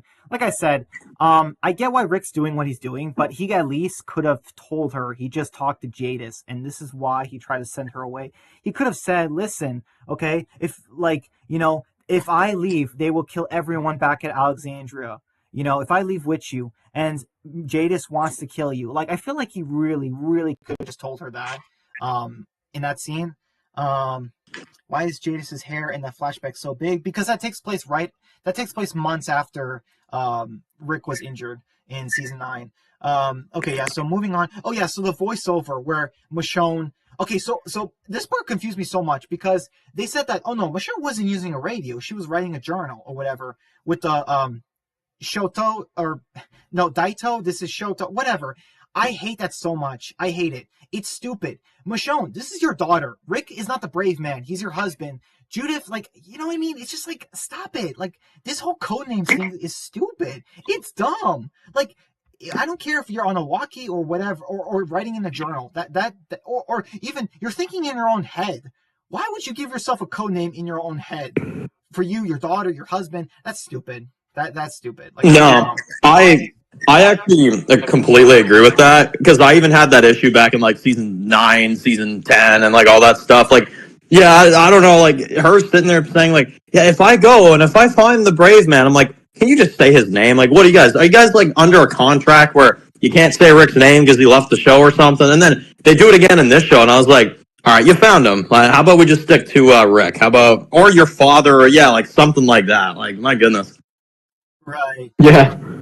And also like imagine like Rick asks like about Judith, and like imagine Michonne is like, yeah, she's tough, like she's she's like us, she's really tough for a little girl, but then she's also a teenager. I don't know, I don't really know how old Judith is. The timelines are all over the place.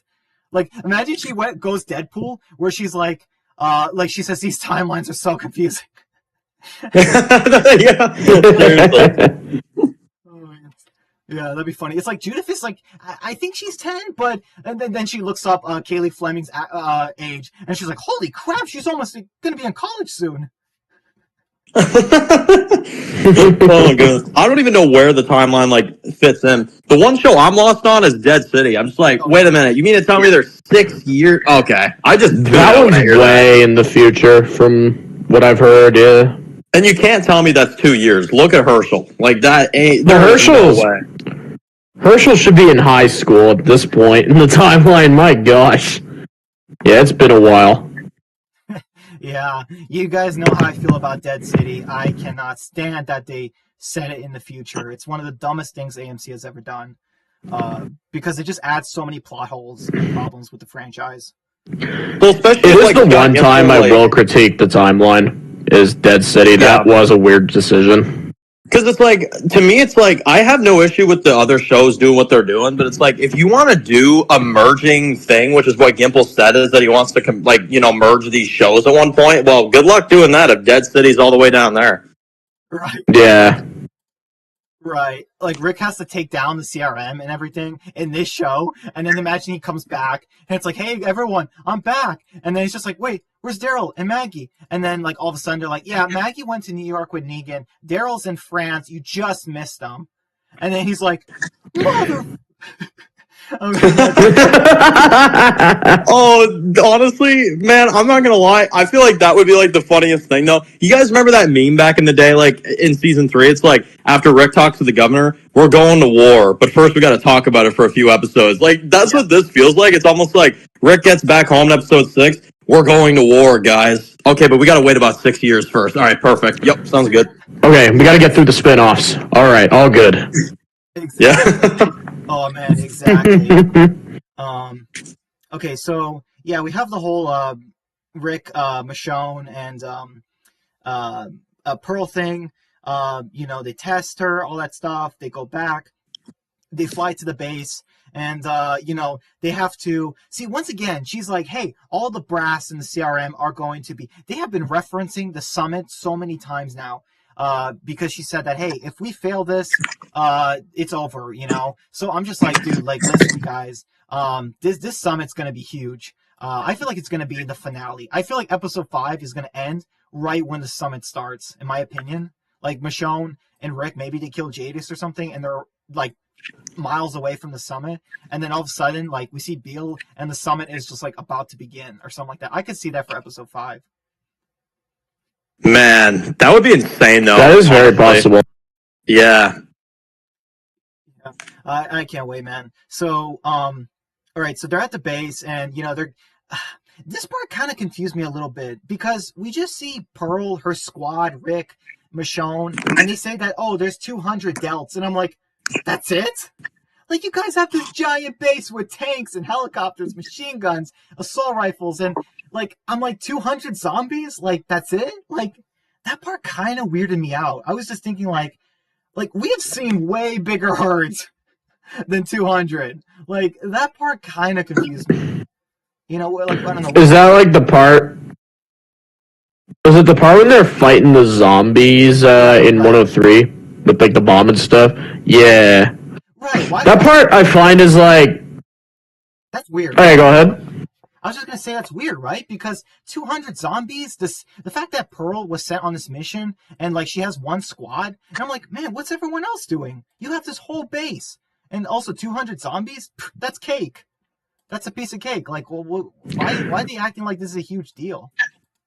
I feel like Rick could handle that on a Sunday afternoon. I mean, 200, honestly, yeah. I feel like that's one of those small moments where I kind of just like have to sit there and I'm like, okay, so in other words, the writers need an excuse for the characters to go outside and do this whole thing. So there you go. I'm like, man, you could have just upped the number of zombies by a few more hundred to make it. You know what would have been cool, okay? Yeah.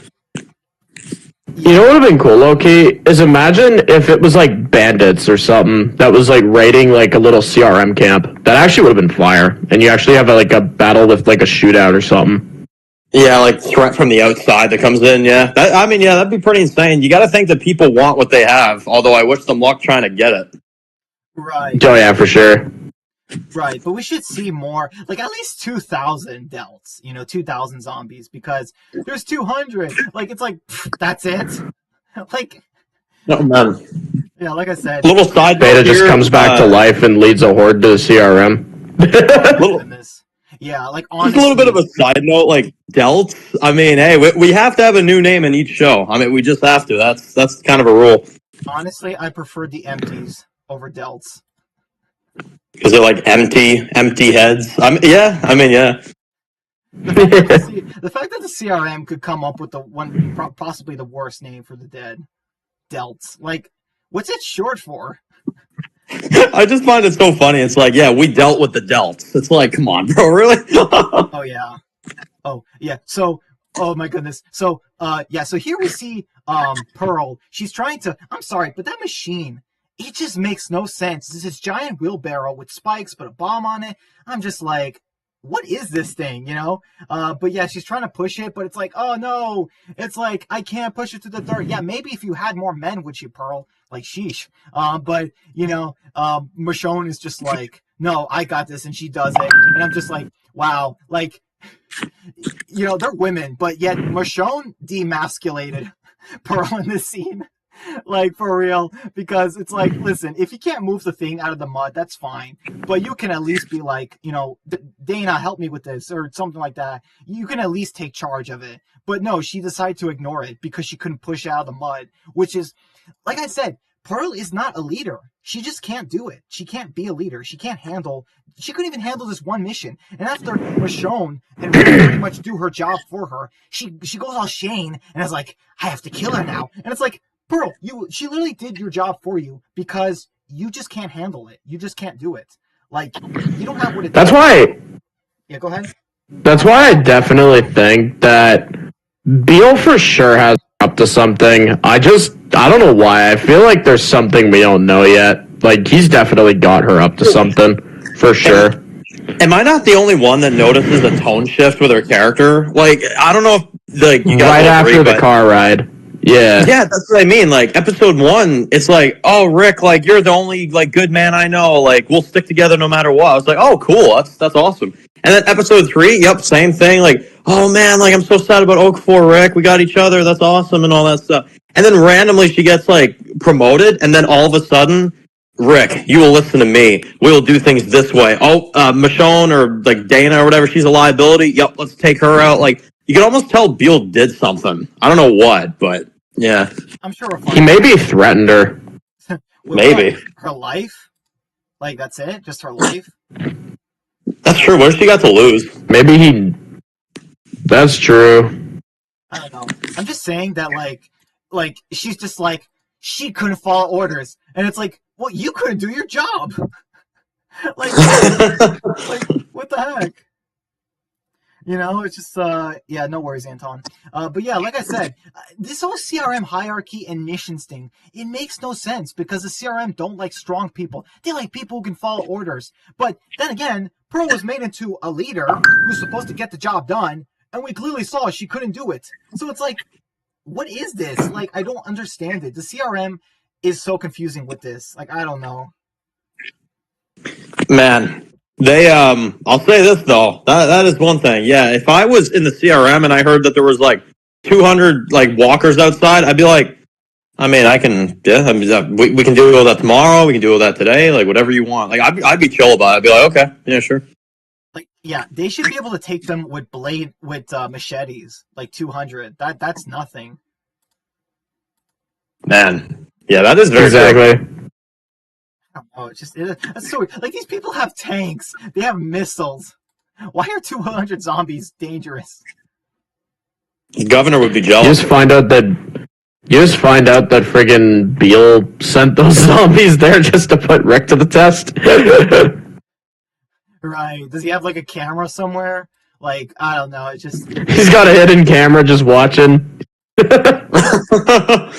Oh, okay. So really quick, guys.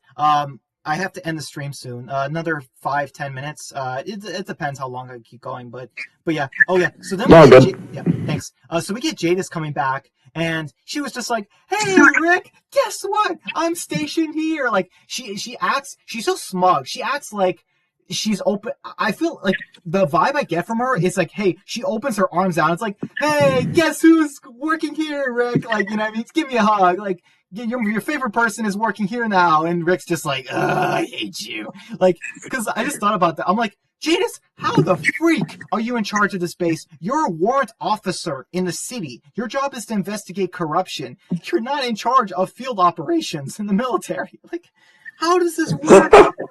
How does this I like work? how she's still, regardless of anything, she's just like, yeah, Rick, I got a new place. You should maybe go check it out and stuff like that. She like grabs him and he's like backs up like, oh man, we're doing this again? Darn. Oh yeah, for real. I love that. Like, she's just like, Rick, it's good to see. Hey Rick, glad you're alive. And then she just touches his chest and it's like, and then imagine she says, have you been working out? And so like, it's just like, I was waiting for that. like, Jadis. I'm telling you, dude, Jadis is sus, man. She's the ultimate always Rick been fan sus. girl. She's always been sus. Sorry, go ahead, Dan. Oh, I was gonna say she's the ultimate Rick fangirl, like straight up. Oh yeah. Like, honestly, like, imagine you, God forbid, imagine you actually see her apartment. There's just pictures of Rick from the garbage days when he was in his underwear hanging up in her room. Oh no! I mean, she did take photos of him in his boxers, so I guess that's not impossible. I mean, yeah, she's. Oh my goodness. You guys there? I lost. I'm. Okay. Oh yeah. Okay. Yeah. Oh my goodness. Like, the way she said Rick, it's like Rick just backed away. Like, Jadis, not now. My wife is here.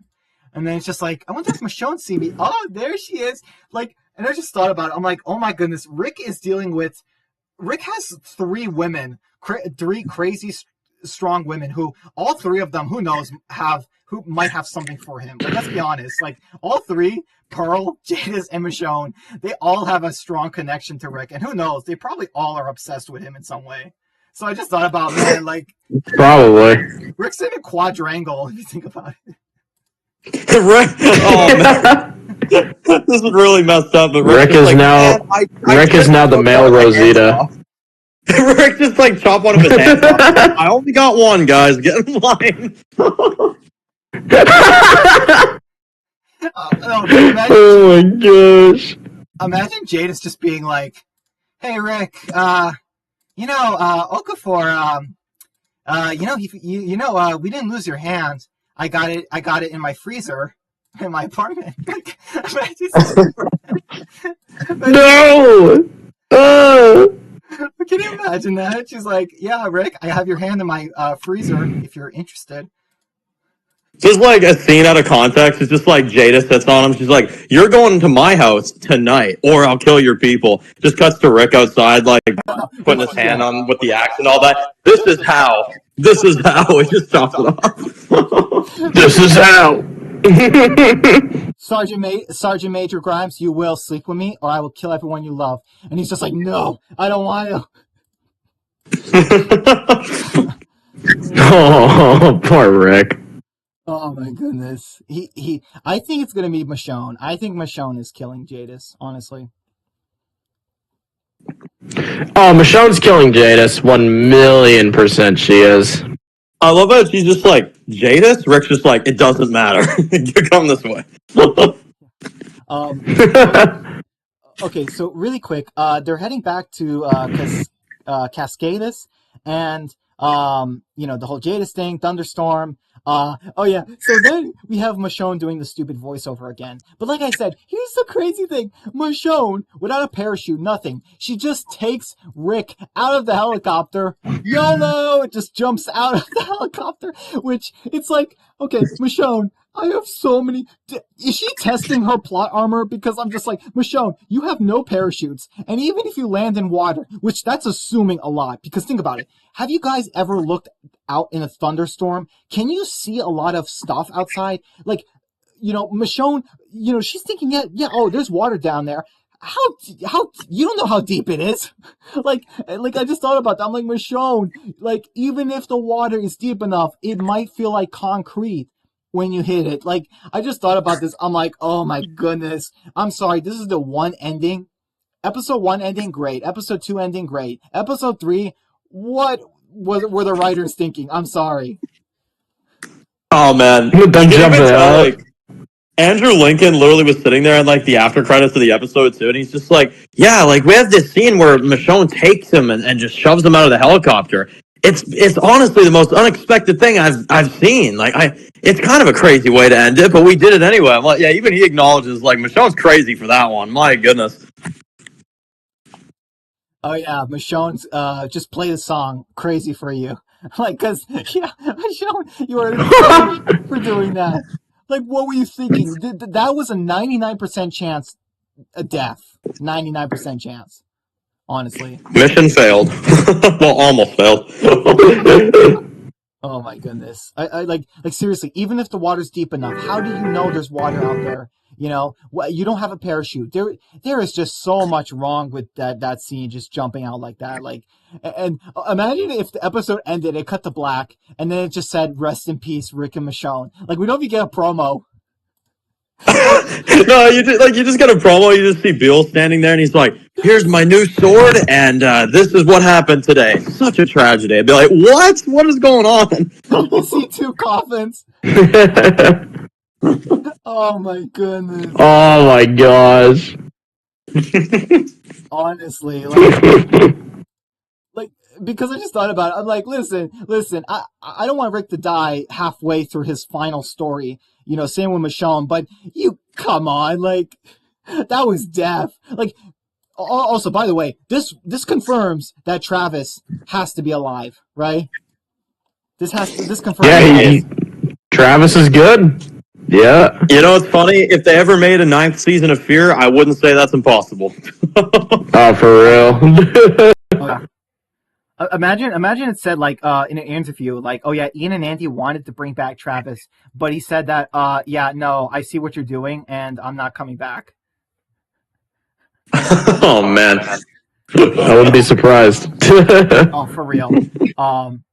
Oh yeah, so in the next week promo, I love how Rick is like, they're gonna find us, and she's like, we need a timeout. It's like, we need a timeout? Michonne, you threw us out of a helicopter that was in the air. Like, does that that's your justification? Like, I'm sorry, I'm on Rick's side. More like a permanent timeout. I'm on Rick's side. Oh, for real. I'm like, Michonne. Oh yeah, for sure. Oh my goodness, honestly. Like, I'm sorry, I get it's for the story, but I'm like, listen, there had to have been another way. Yeah. Oh man. Wait, I just thought about it. Like, could Michonne have not just killed the pilot or something? I don't know if she knows that Rick could fly. Yeah, I don't know. I mean, honestly, that is one thing. Like, imagine Michonne just kills the pilot and like just takes over. She's like, okay, we're going home right from here. I'd be like, oh man, that's a tough one. Yeah. Right. Like, the thing is, they could do it. Like, go back to Alexandria, warn everyone to get out. Like, everyone just get out. Like, before the CRM come. Like, that is literally the best case scenario. Yeah, Agreed. seriously. But yeah, hey guys, another 5 more minutes, and I'm ending the stream. Is there any final thoughts you guys? All goody. Really? Okay, cool. You Matt? How about you?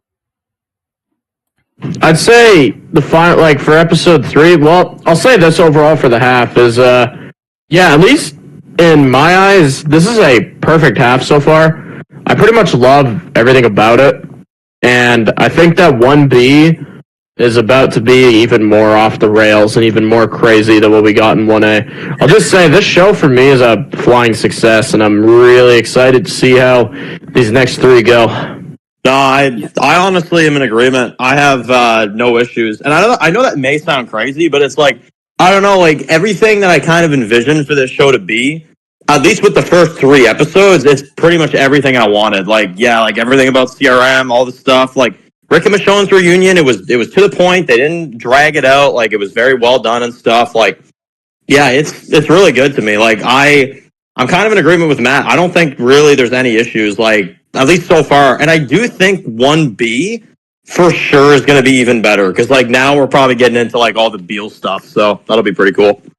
Absolutely. Yeah, awesome. I hope so too, because here's the thing though. I don't think we're seeing Beal in episode 4, or like maybe like at the end or something like that. But like with Jadis helicopter, I don't know. But I don't think we're seeing Beal this episode. And by the way, is Rick done with the CRM now? Because how the heck are you? Could he explain this? Like they are fugitives now, right?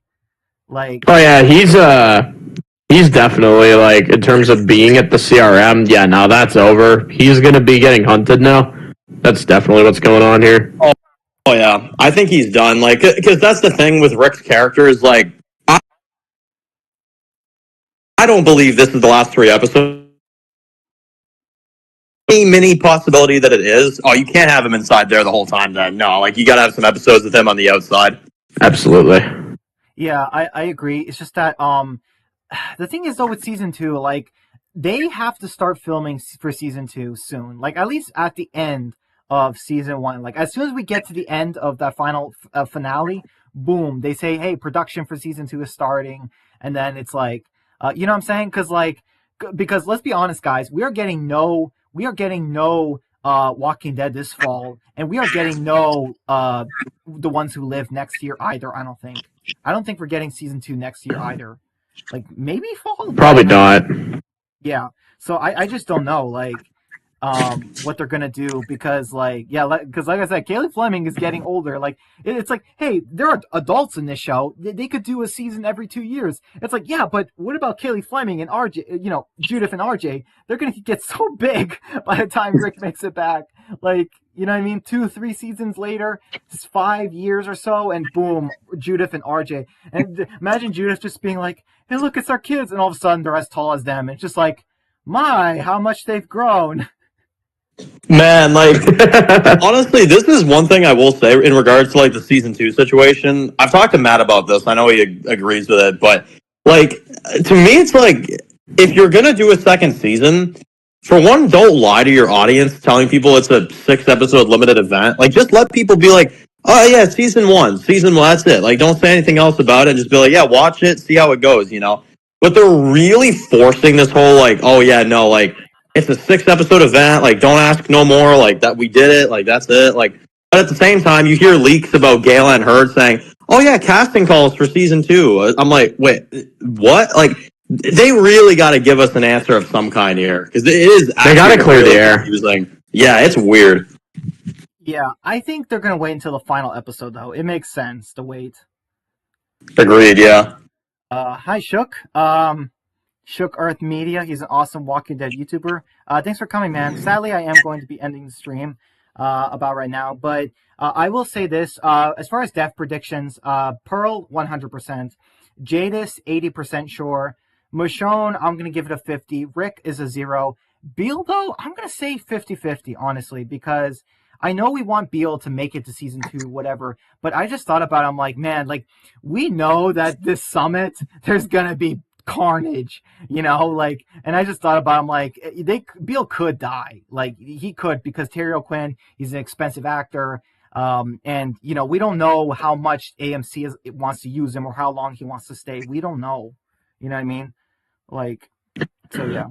I agree, but I'll say this. This is at least my perspective of it. If Beal dies in 106, especially if he ain't in 4, he's minor in 1 and 3, and he's been built up for a while. I will say it will be a waste of a character.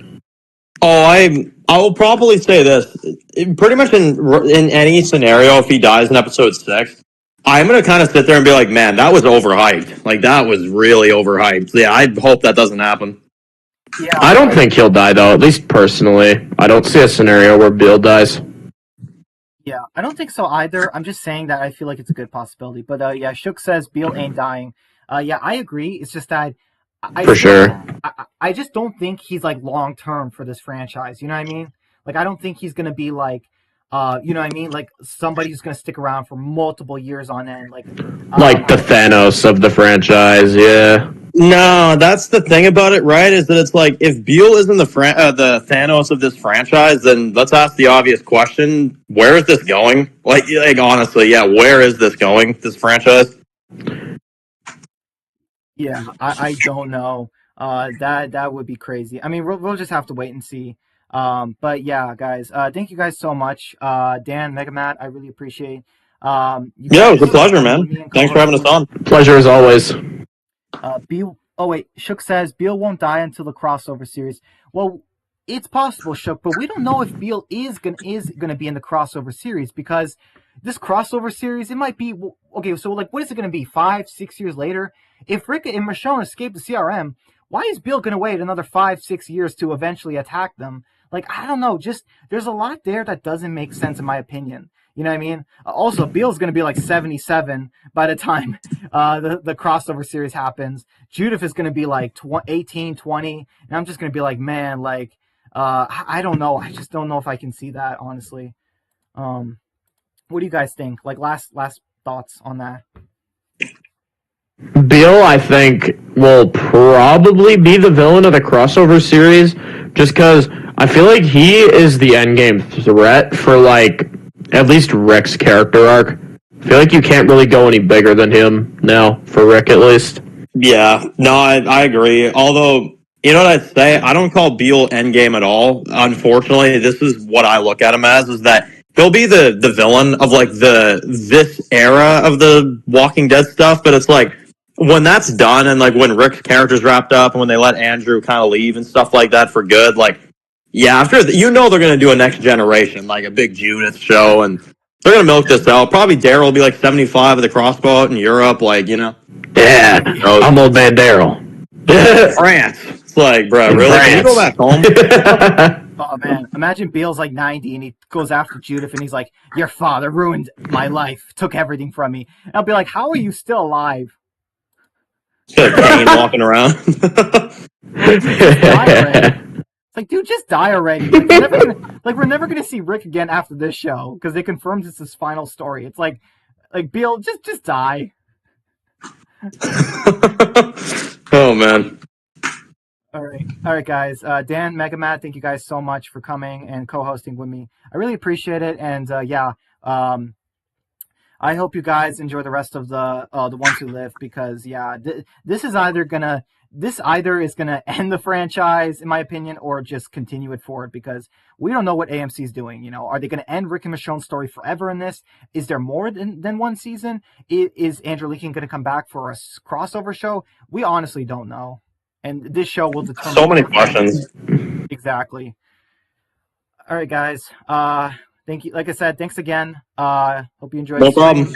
Really, I had such a great time talking with you guys, and yeah, like I said, I hope you enjoy the rest. Absolutely, man. All right. Hope you all have a good night.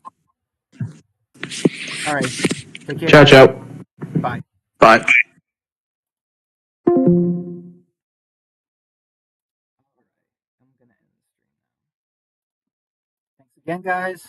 Yeah, thank you, Shook, for coming. Have a blessed night, guys. Bye.